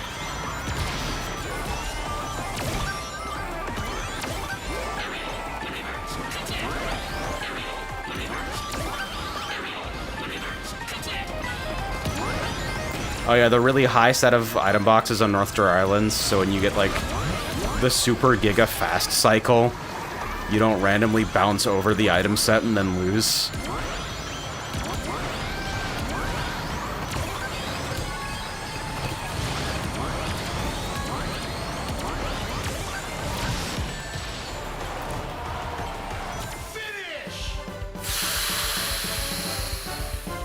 Expected time frame not met.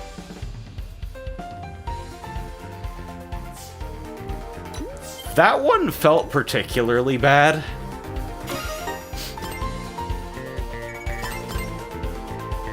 That motherfucker running less is more ring engine TD seems to have gotten out, though. So let's try it. That seems appealingly no-nonsense. But also probably requires you to engage with the item system a bit, because you definitely want to cycle to be well prepped for final.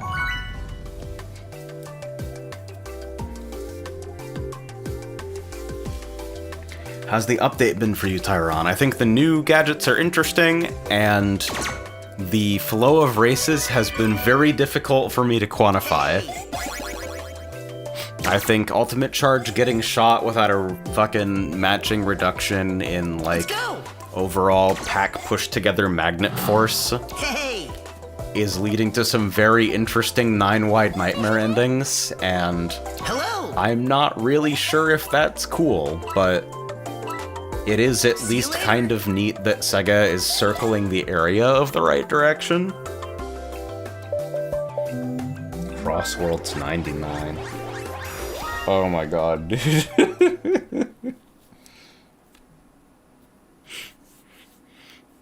Just be 18 motherfuckers. Bumper to bumper, wall to wall.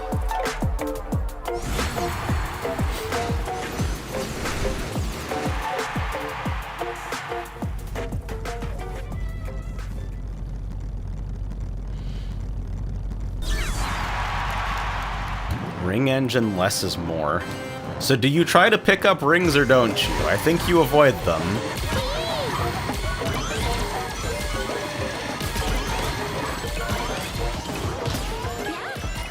Cool.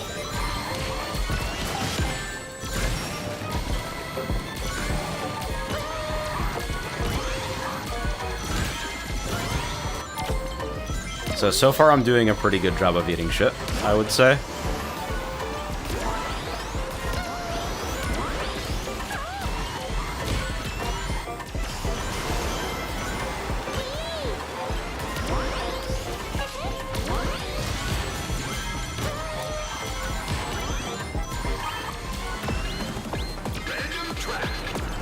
I'm just trying to pull over for the fucking trucks, man.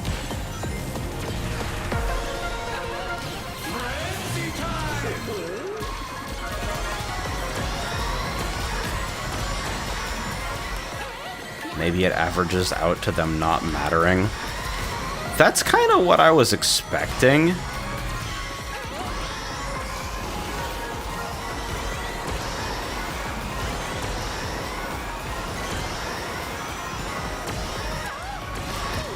I can't say that I love Drift Frenzy.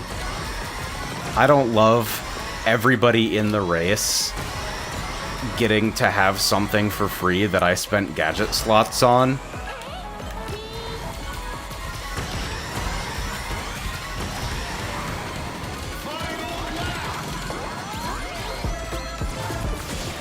Just in time. Shit.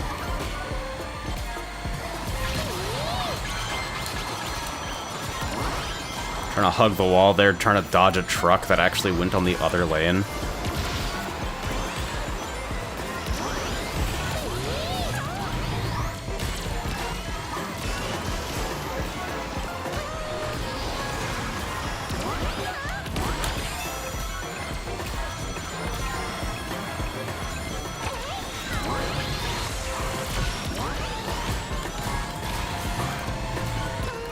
Jesus.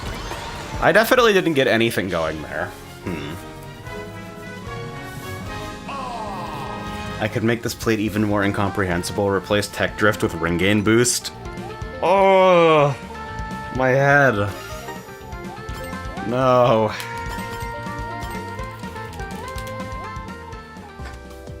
Yeah, so that was like a whole race where I just kind of didn't do anything.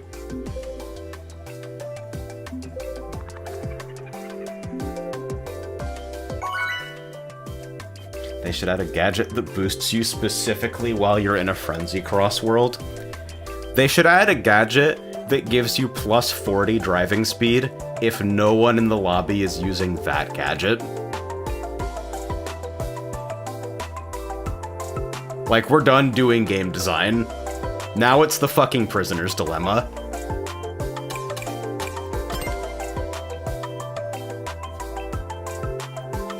You take rings from others on interaction in this game. If your power is higher than them, then you bump 2 rings out of them when you make contact. Otherwise, no, not by baseline, without the Ring Thief gadget. Hooray! Isn't that a skill in Uma Musume? Sure is, except it doesn't give you plus 40 driving speed. Okay.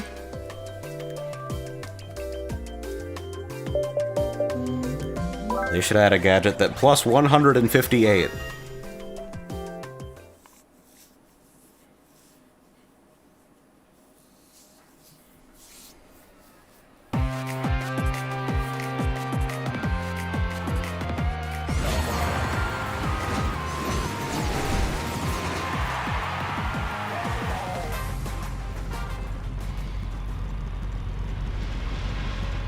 This is definitely kind of the most, like, bullshit roulette wheel the game has ever felt. But I'm also just running a bunch of fucking homebrew ass.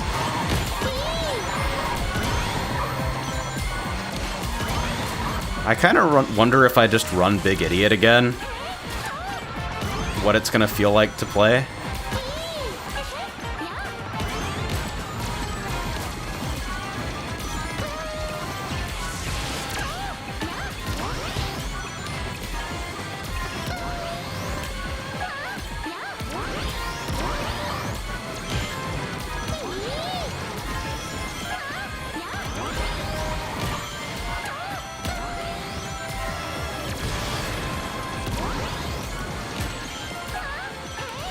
Oh, there is no wall, okay.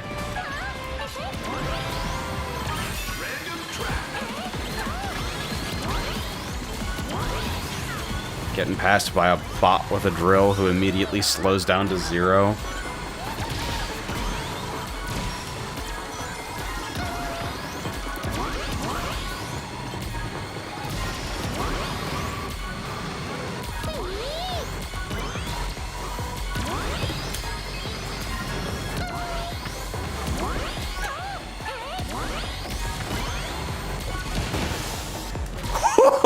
Oh, right. You get hit at 0, and the stun is slightly different. I don't know if you noticed that effect.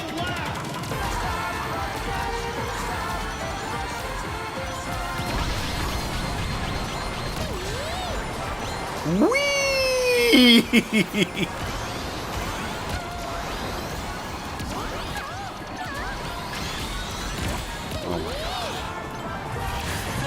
Oh my god.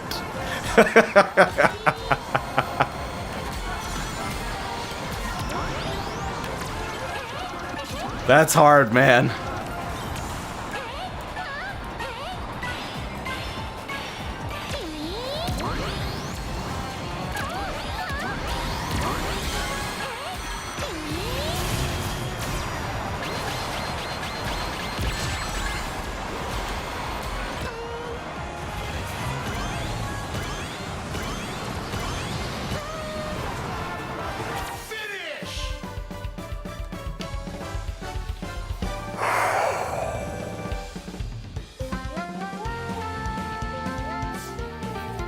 I mean, it's not going great, obviously. I would say that my results have not been spectacular today.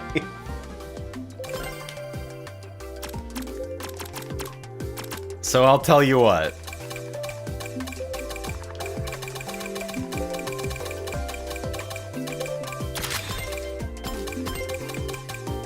We're gonna try doing something a little bit less ambitious with the new stuff, if you don't mind. I might even lose the ring engine. I just might select the guy unmodified.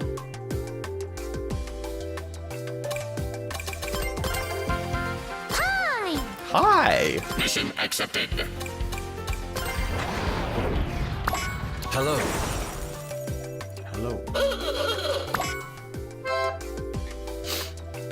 I do like the idea of the gadget system. I think that, like, very divergent, weird things that you can do to tune your handling to your, like, particular preference, that's cool. I think it's probably the core appeal of the game for a lot of people.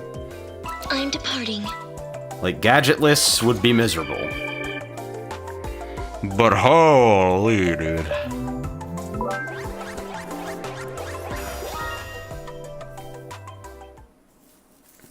That gadget combo you played last race basically bomb if they were in crossworlds. I don't know how to classify what I was just playing because I don't actually know if it's even fast or if it's just fragile for no reason. Like, in theory, the things on it increase your speed, but I don't know if they work together or, like, make sense, you know?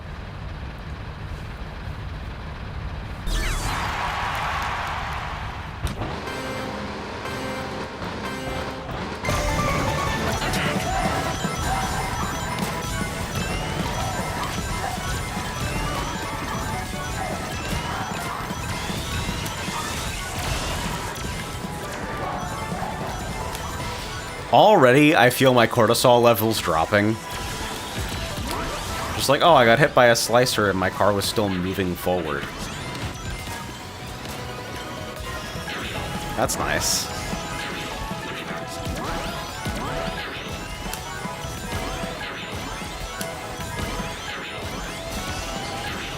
Sega wants to unhappen heroes. They want you to forget that that game isn't as bad as people say it is, even if it wasn't good. And that the real problem with it is that it went from a 6.5 out of 10 to a 3 out of 10 whenever you were on a rail.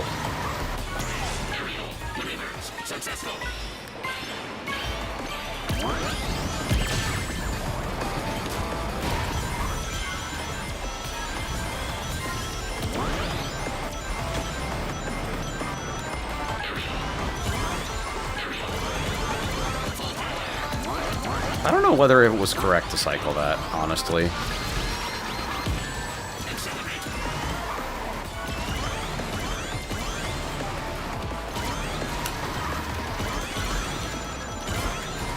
Oh wow, I don't have any fucking rings anymore.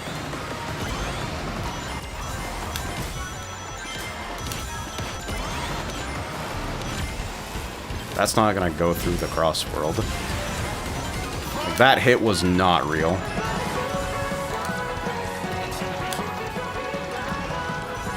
I feel the portal dodging coming, so I don't want to lose this. But it feels bad to hold it when I could be making progress.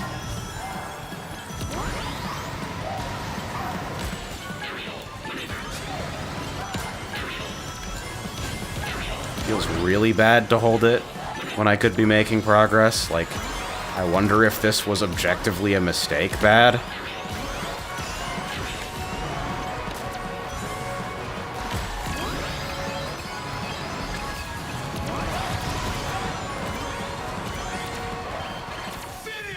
I mean, like, it went fine.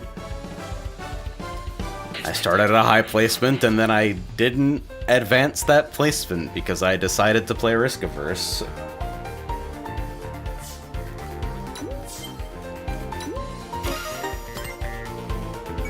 I gained 2 rating points. The real problem is that the version of the best-selling console of all time was like twice as bad. All the PS2 multi-plat Sonic games are miserable on the PS2 specifically, and I played every single one of them on the PS2.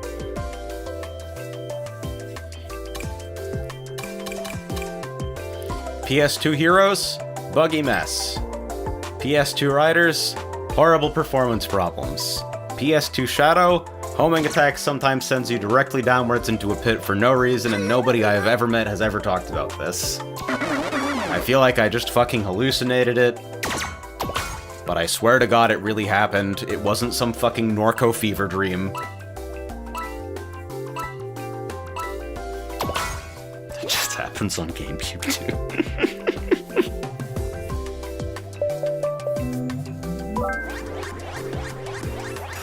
Because people always bring up like, oh, the movement's real slippery, the objectives aren't good, the level design's boring, and not like basic traversal features constantly fail to function on any level.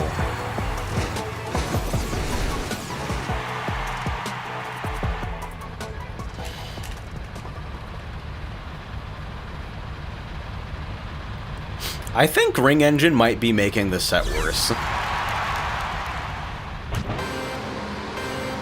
I just don't think it has enough ring generation to, like, actually be in a good position to push on lap 3 when it's also draining like this.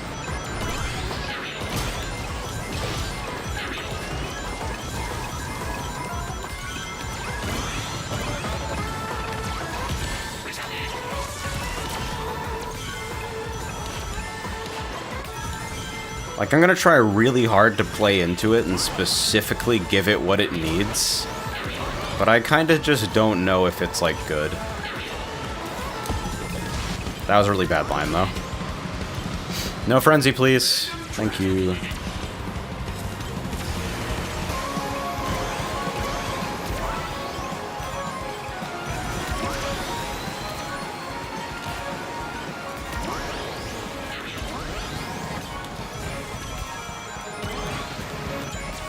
Crazy wall scrape there.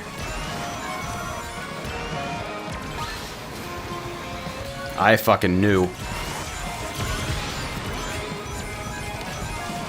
Oh! That hit them! That was locked on their screen. That's funny.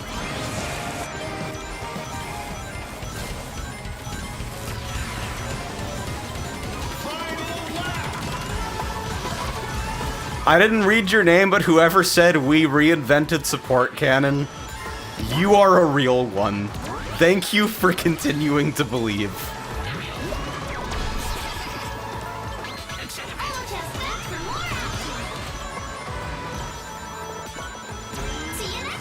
I didn't even take the high path, so I'm just going to fucking lose now.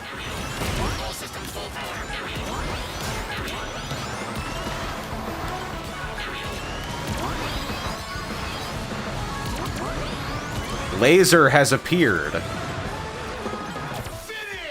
I should have done what that guy was doing. Good performance. Is this another L-Sword bit? That one's Shadowverse.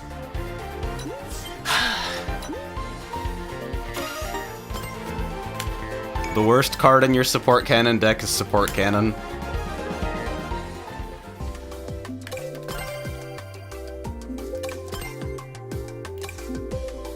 So, like...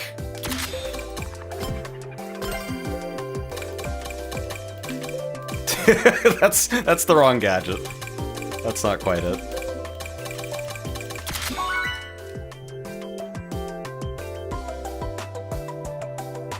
I do miss Shadowverse sometimes. I was just not having a great time with Worlds Beyond. But, like, it did make me think really hard. Legend 1 still running fucking TDUC. Counter quick TD slipstream. What the fuck? I mean, yeah, okay, sure. But the hyper ring engine feels so bad on this because it doesn't fucking do anything except take away your rings.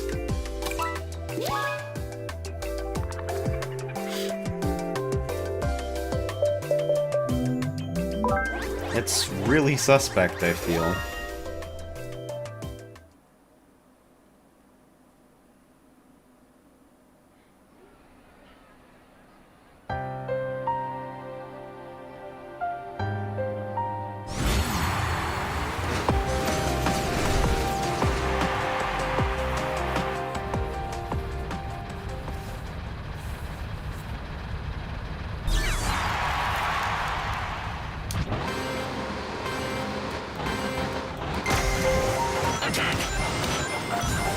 Alright, so here we are.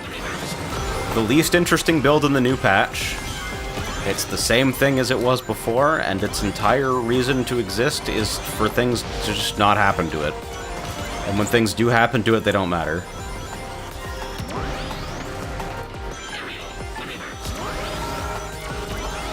Welcome to my web show.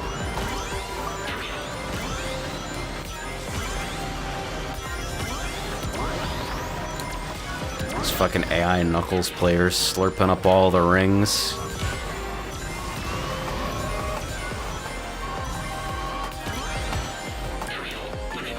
There's nothing left for hardworking sentient coffee cans like myself.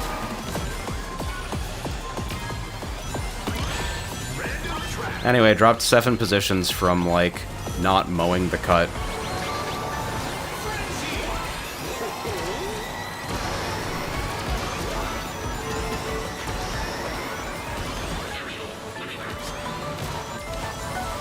Keep this on hand for sure.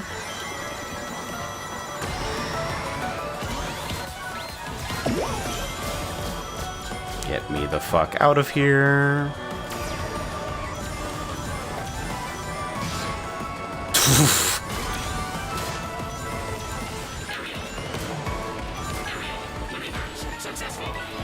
I love getting to disrespect visible items in subtle ways that don't matter very much.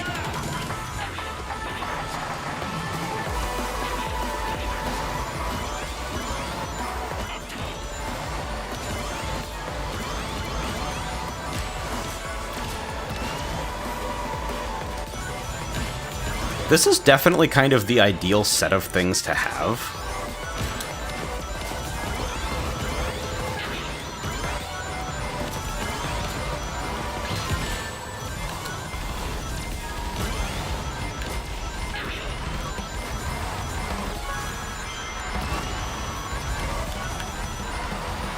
Now back to a hundo.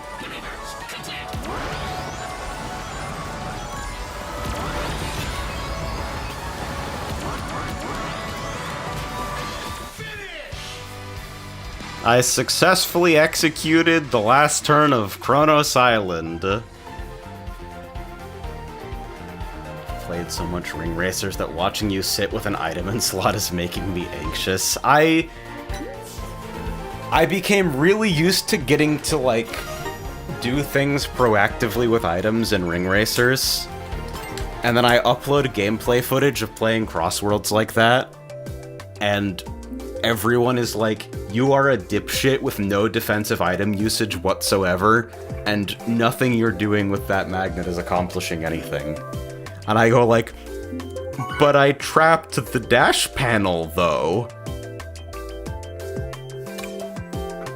That, like, matters, right? That accomplishes a task, right?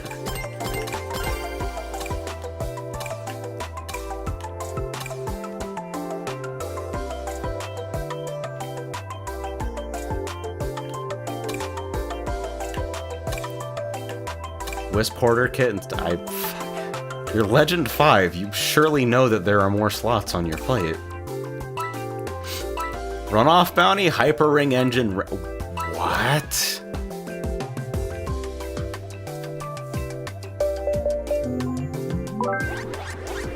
Okay. I'm fascinated by this.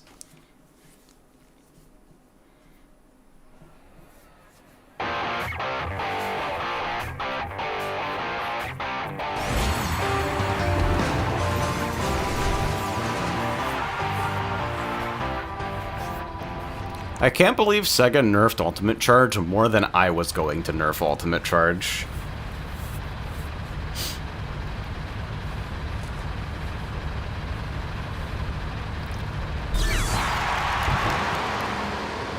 I'll be real with you, any interest that I had in playing that set ever is now, like, completely gone.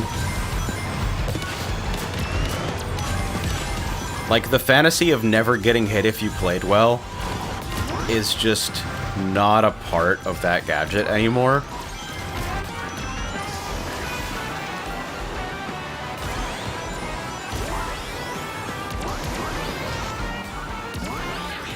I mean, maybe I'm wrong, and maybe people, like, get really, really good at, like, Boost EV. But it's hard for me to imagine.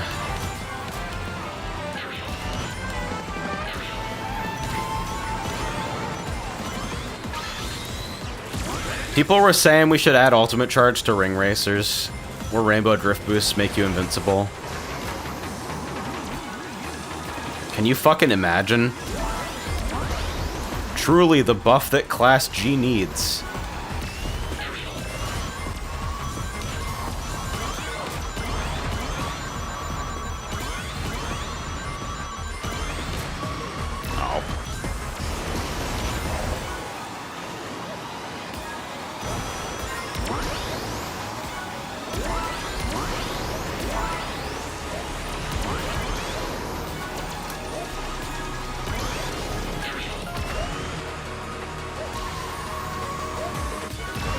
I'll be so real with you, I think it's kind of a cool idea. But also, like, I think having low spark rate is already kind of difficult in Ring Racers.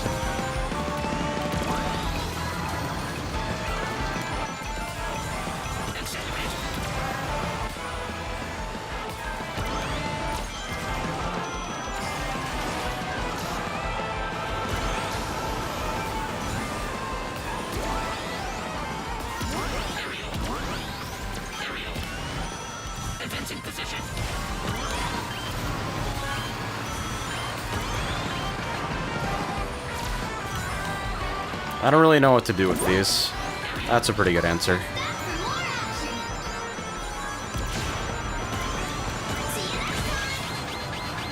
Earned the position, by the way. Meaningful earned overtake. That was adequate.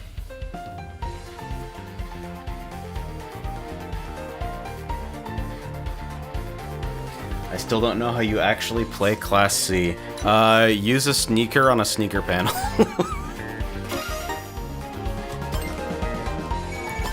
Weird, slidey, specialist runaway character.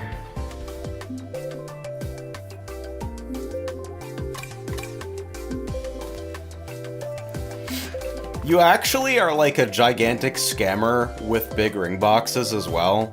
but like the conditions for that are a little bit more narrow and people don't know because like stun is super pain.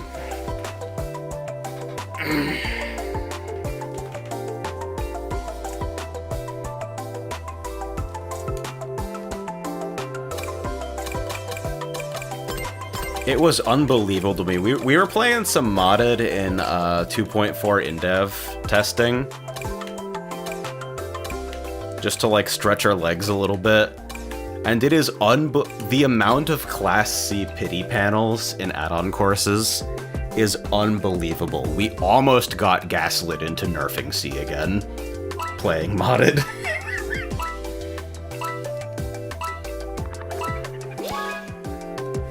Fucking panel stack maps with trick panels just... And they were never seen again.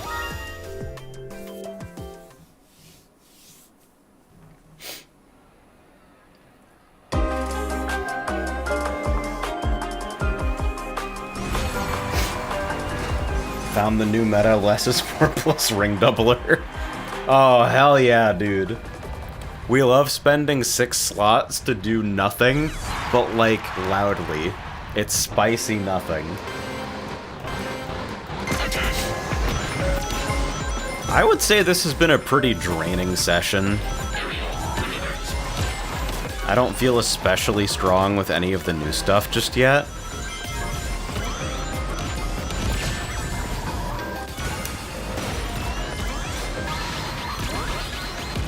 This feels like I realize, oh, things are working the way that I think that they were going to work is not a flex because, like, obviously my perception of what's going on is colored by my fucking preconceived notion of what's going on. That fucking interaction sucked, by the way.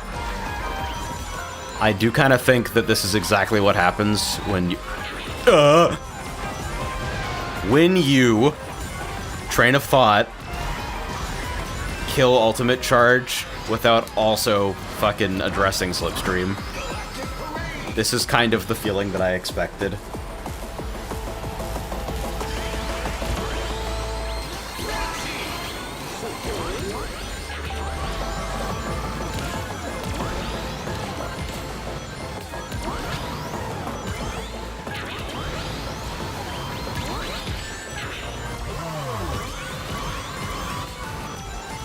It is kind of funny to me when people talk about Ring Racer stat classes, though, like, oh god, that's not good. Like, G and H are not that different. Me explaining the alphabet to a preschooler? Like, G and H can be separated by fucking 1 point of speed.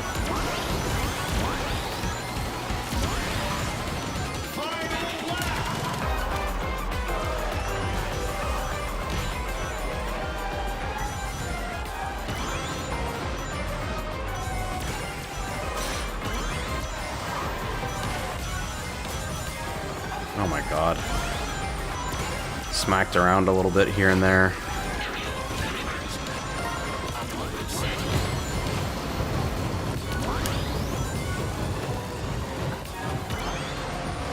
I think I want to keep these around. I feel the portal dodge.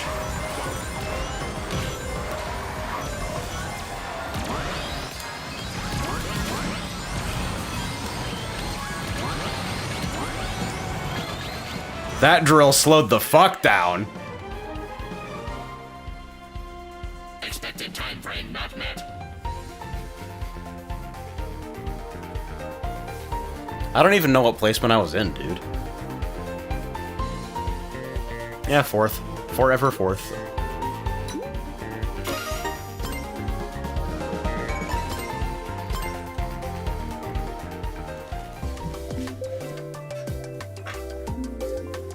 Have you guys fucking looked at, like, Eggman on Pico Park in Time Attack? Time Attack Pico Park is just an environment that I didn't expect to exist in Ring Racers. until I created it and loaded into it and went, what the fuck, do we need to nerf this? And we just don't. Because G is probably, like, the most underrepresented fucking area of the grid and time trial.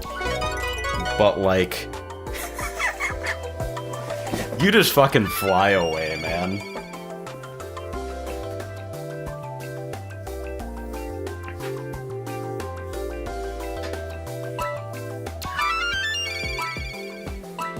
I might play one more, and then boot up Ring Racers for exactly long enough to show that off, and then fucking head out. But if it works how I remember it working when we were recording Staff Ghosts, it's real dumb.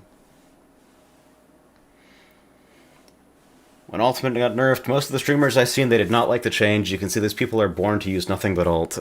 I mean, I do think the game might be worse off for it having been nerfed. I don't play it personally, but, like, condemning a bunch of people to the fucking hedgehog blender seems like... I mean, it's easy to understand why people would enjoy the state of the game less. More balanced doesn't actually necessarily mean better designed or more fun. You can quote me out of context to explain why Ring Racers is the way that it is, by the way.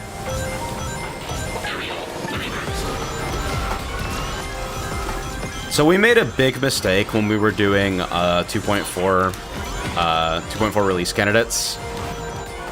If we do a 2.5, and I would like to, we will not be releasing any of the release candidates with Staff Ghosts. Staff Ghosts will be the last thing that we record. Because doing compatibility shims for all the changes that needed to be made during the release candidate cycle... Excuse me, sorry. Doing changes... Doing those shims for the Staff Ghosts so that they still work the same even when we change the game around them was a huge technical pain in the ass, and I'm not surprised that we missed a couple, like, non-platinum ghosts. I might actually just hold this and accept the placement drop. That's a beautiful thing to have on my screen, though. That was like, you couldn't have engineered a better way for that truck to just mysteriously arrive.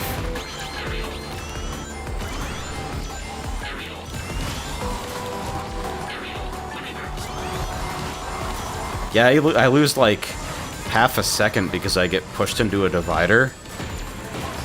And it's like 9 people. Everyone's so close, dude. There's no room to differentiate yourself in an environment like this.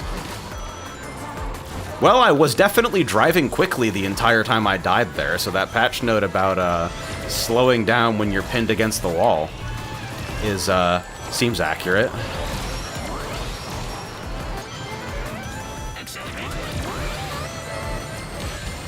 And yeah, it looks like the cycle on those is lower, so it's easier to hit them while they're high.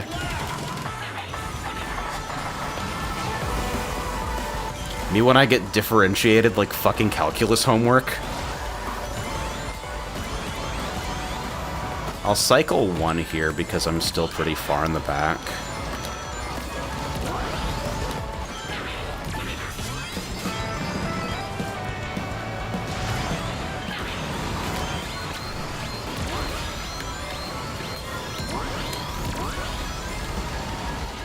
I'm still pretty far in the back, so yeah.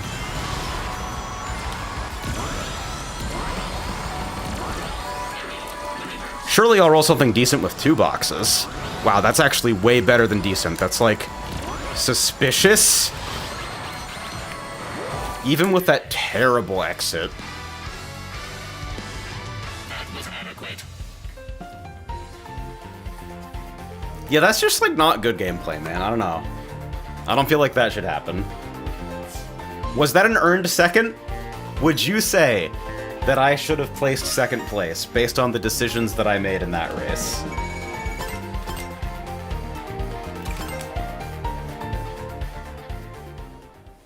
Yes. Well, I'm glad you think so highly of me. I too think I am super based and attractive, and most importantly, always correct about my subjective opinions on racing games. So real quick here before I head out, Ring Racers 2.4. Do I already have a replay for Pico Park? No, I have fucking 17 quadrillion re-recordings of Hot Crater. And the Mega Green Hill session that I was doing with a friend who was new to the game.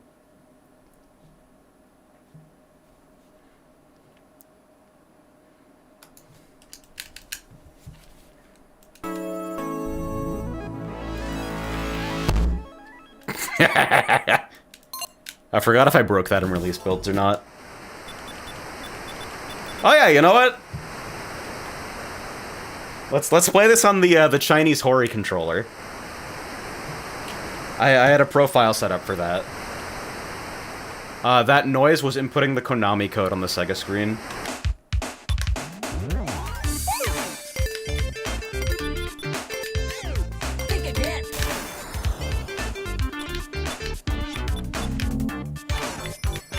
Yeah, so where is Pico? So I'll do a run with Emerald. Oh god, switching to this after Crossworlds is fucking confusing, man. My brain just does not understand what's taking place.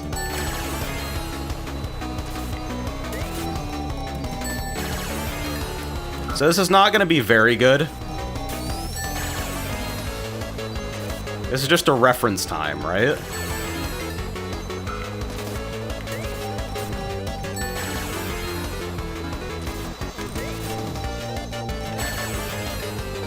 And I also don't know whether ring burning is good here or not. So I'm just fucking locking jackpots and steering like an NPC.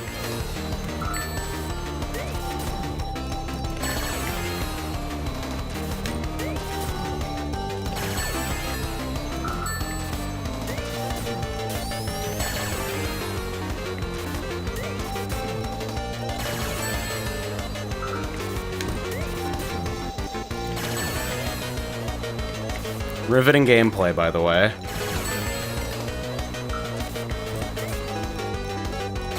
Don't mind me missing the panel every cycle. Remember, this is a reference time. It's to give you context for the other thing that you get to see.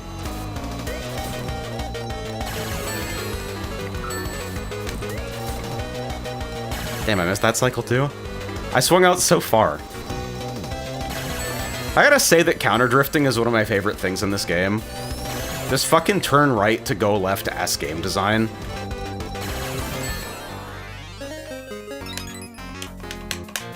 Alright, so like, nothing to write home about. Not particularly interesting. Oh shit, I don't have fucking console bound on this, so I have to actually drop out to the character select for it. Man, I would love to get that MR in that lets you do a quick character select.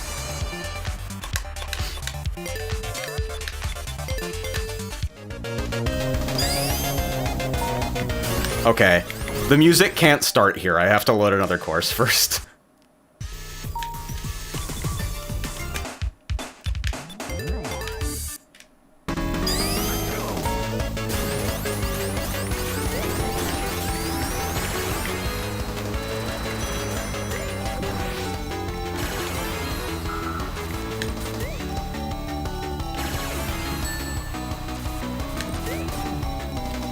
Pico Park is definitely the location where we discovered a lot of limits of the game design.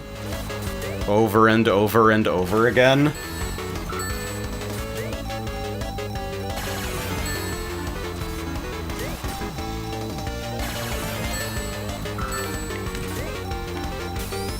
And one of those is what happens when you cross certain breakpoints with item box spacing that is tight enough that you never leave payout mode.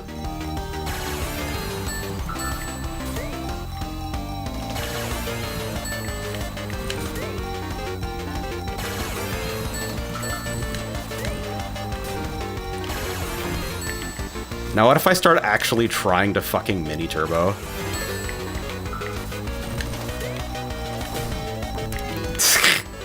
That's not good. Because I want that blue so bad. You know exactly why, too. You hit blue on this class and you just fucking go to the moon. There we go.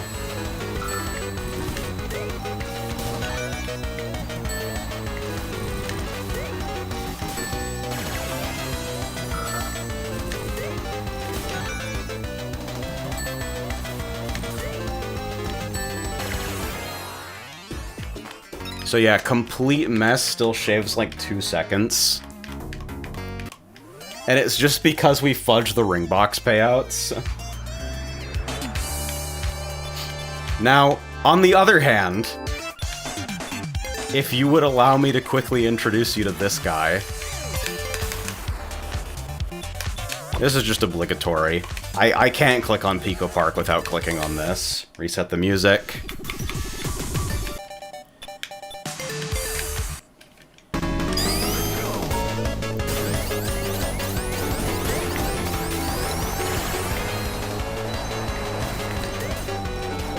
When Sega makes balance changes like, oh, we don't want to mess up time trial records, I think of this.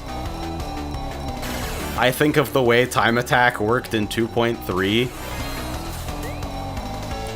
where I had to do the balance before we did any real Staff Ghost recording.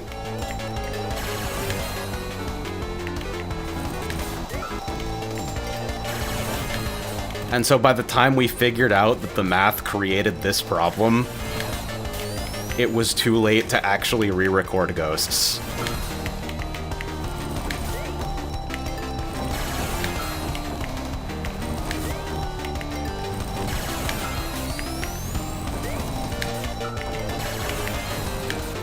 I'm still mostly going in straight lines.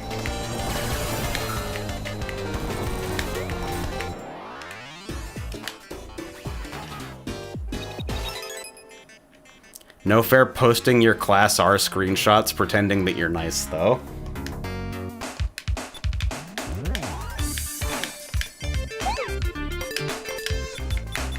I actually like the button feel I'm getting right now here, so let me like maybe do 1 cup. And I'll switch out of the fucking Crossworlds directory.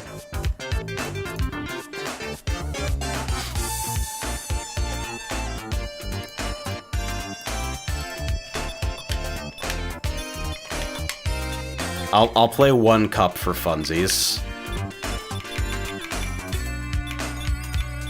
What have I not played on this save file? Like the release save file? Genesis is up there, Power is up there. I want comfort food, though. I want to fucking... We're going to Spring Cup. Spring Cup is that real, like, I feel like playing the game to vaguely remember that, like, the game is good. Shit. And while I'm here...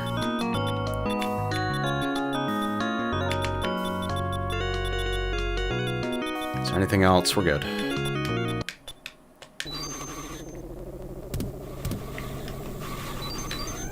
Did my FOV actually take effect here?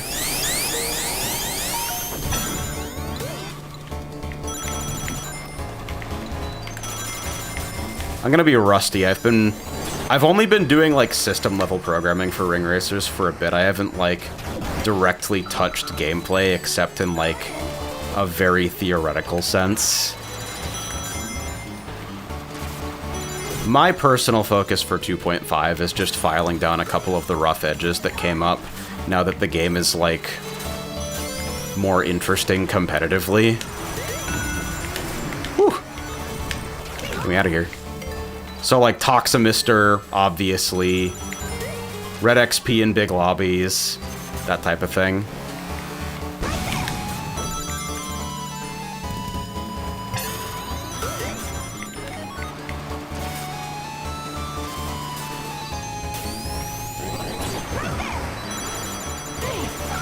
Nice.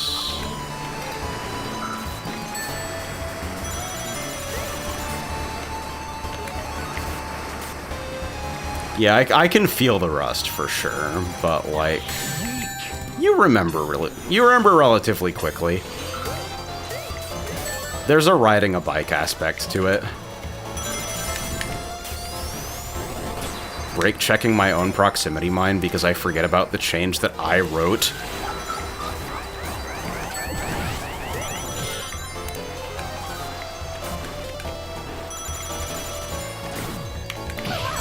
Yellow on yellow.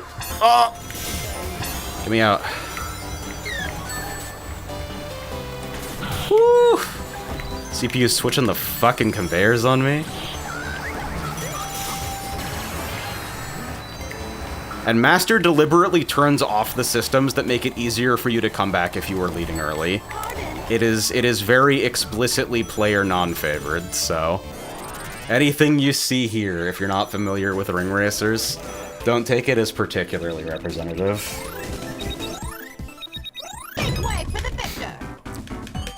And yeah, fucking spin dash is mapped to right stick right because I've got it on the C buttons. We're using the recommended 6-button control layout. Can I actually put this profile on... that'll work.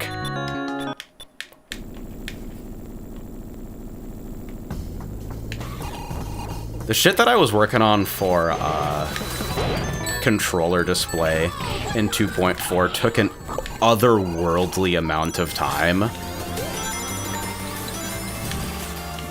But I think it's probably some of the best stuff I've ever written, and I really hope that it does help the game in terms of onboarding.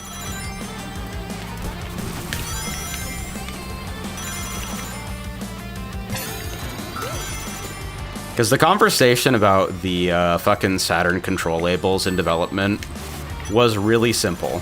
It was, I think people will figure it out fine. It's just like using an emulator, and we can all do that just fine. I think you're wrong. And I have friends who fucking have no clue what button A is. And where the fuck was that bot going? Doesn't matter. And it became a, well, I guess because I'm not the one fucking doing the graphics, we'll see who's right type situation. And, we got our data, for sure.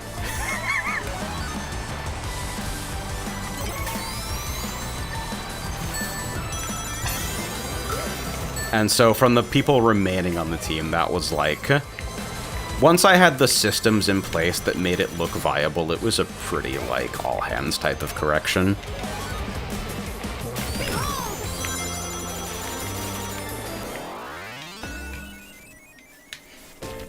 Even now, I've had friends get mad about right trigger, right bumper prompts looking too similar. I wonder about that. I'm like...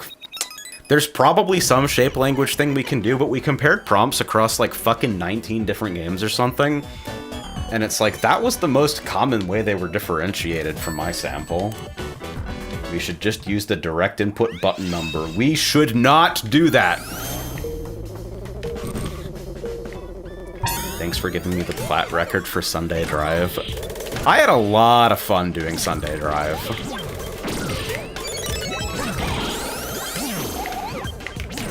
Sunday Drive was one of those where, like... after everybody did their mandatory maps, I kind of skated around looking for anything that I'd really like to run where I could get a big improvement. And Sunday Drive was that. I fucking, for whatever reason, that map meshes with my brain.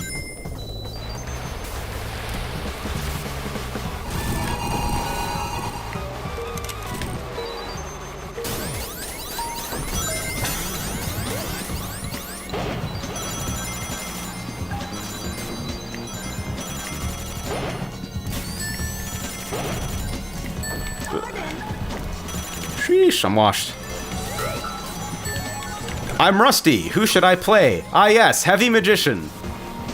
I'm a genius. Worst whip user in the fucking Midwest, by the way. Even though I'm not in the Midwest.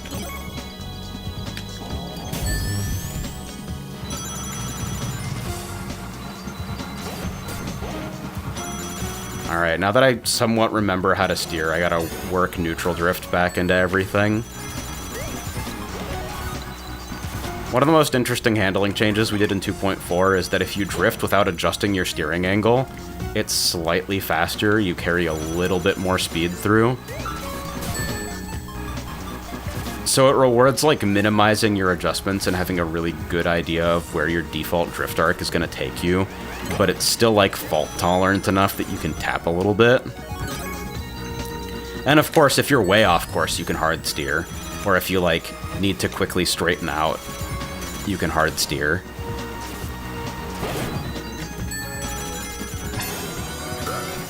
Cadillac was one of my reference maps for, like, if Metal Sonic isn't strong here, where the fuck is that motherfucker strong when tuning time attack?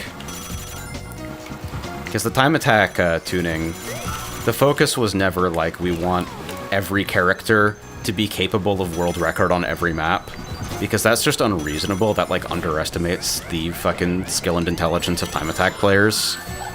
It was, we want every character to be able to get the world record on some map. I love that cheeky little super ring slingshot there to move the bounce somewhere more favorable.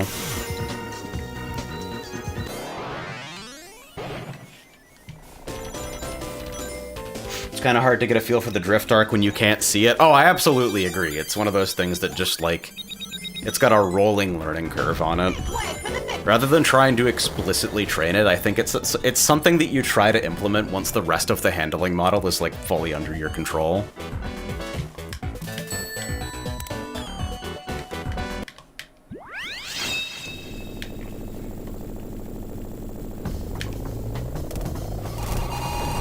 I think the only staff ghost that I really, like, sat down and got insane over was Test Run. Oh shit, I'm bad. And full disclosure, fucking Trail beat my time on Test Run internally, but Trail's time was actually so tight that it required stat matching. It felt like completely impossible to beat it without just copying the setup. And that was too tight for, like, my taste in terms of a platinum, because I just thought it was gonna frustrate people. So I asked Trail to submit a weaker ghost.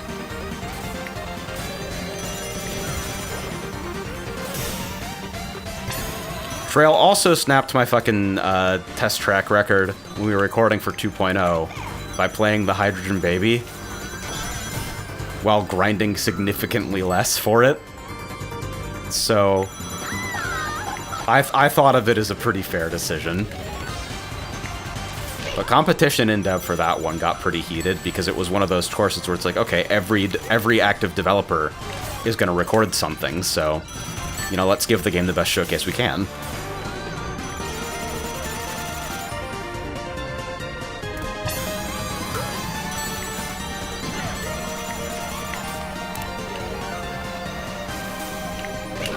Ah, missed it. Wanted to trap the inside of the tripwire. That works, though. The DBZ agenda posting over Test Run was so unbelievable to me, dude. Oh, shit. I'm washed. Everybody's favorite item. Yes, it's getting changes in 2.5, sorry. Just didn't anticipate it needing fucking attention in that way.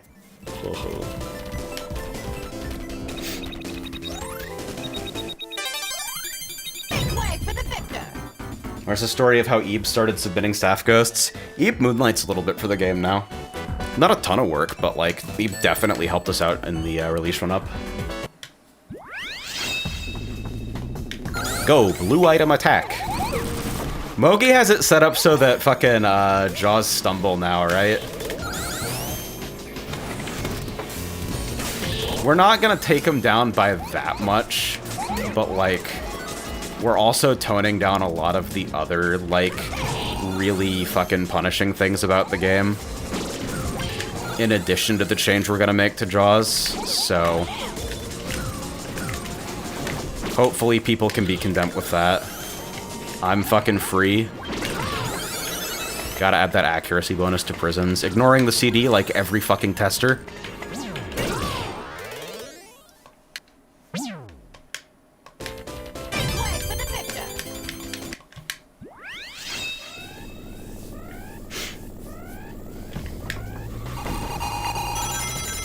For those who don't know, Fast Jaws is just really fucking good and competitive right now. The consequences of getting hit by it are really high relative to, like, the options that you have to avoid it. Ah, Caterkiller. That's a different steering curve than I expect for that turn.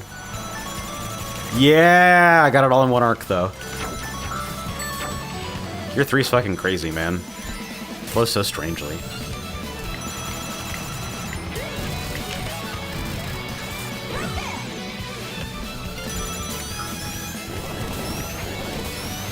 I forget if I said anything good on Opulence or not. I know I tried, but I don't know whether it actually made it into the Platinum slot.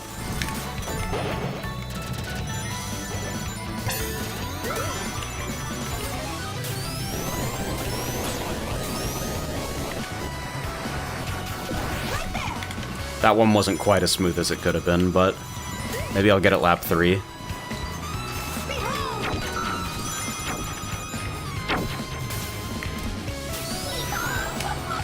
That's not my fast fall button. I fucking clawed for that one.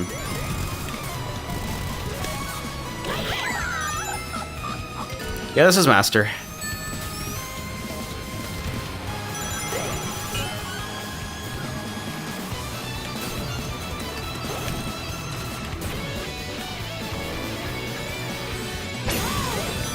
I think Master could still stand to be harder, personally. It's still a little bit track dependent. But I know that's like kind of a freak opinion, so we'll see where it goes. A couple people in development have our own ideas about like things to potentially do in that direction without like unseating regular play completely. If we are ever bored enough to actually do it.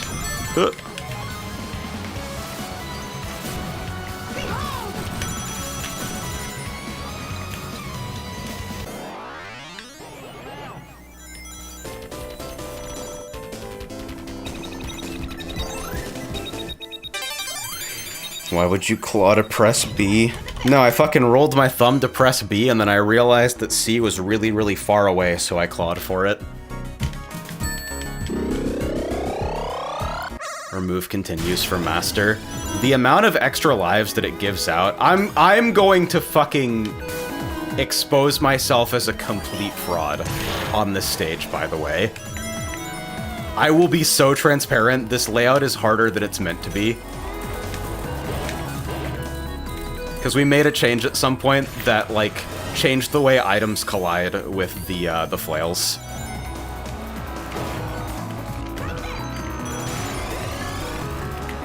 I will be so deathly real.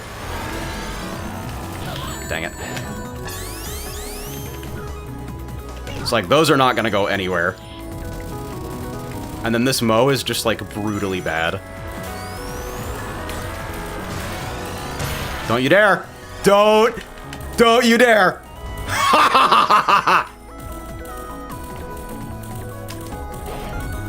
No kidding, man.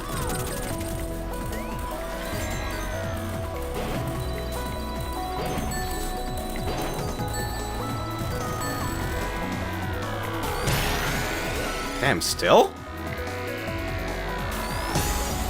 Gotcha.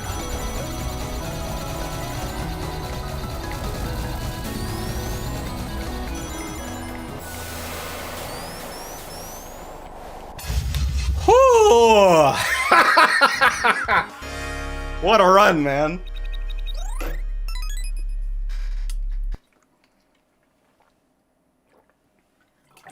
I'm gonna drink after that one. Do you normally use C or A plus extra fast fall? I am the one who added the strict fast fall option into the game that disables the A plus X shortcut and only lets you use C, because I got so fucking tired of getting like a one-tick airtime trying to break drift and fast fall bouncing. Now do that shit on Diggle Special I'm not playing Reactor. I'm not playing Reactor. That thing's a beautiful masterpiece and I'm not touching it here.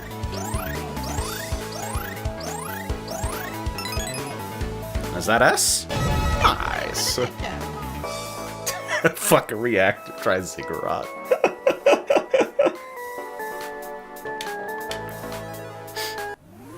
That was a pretty good run.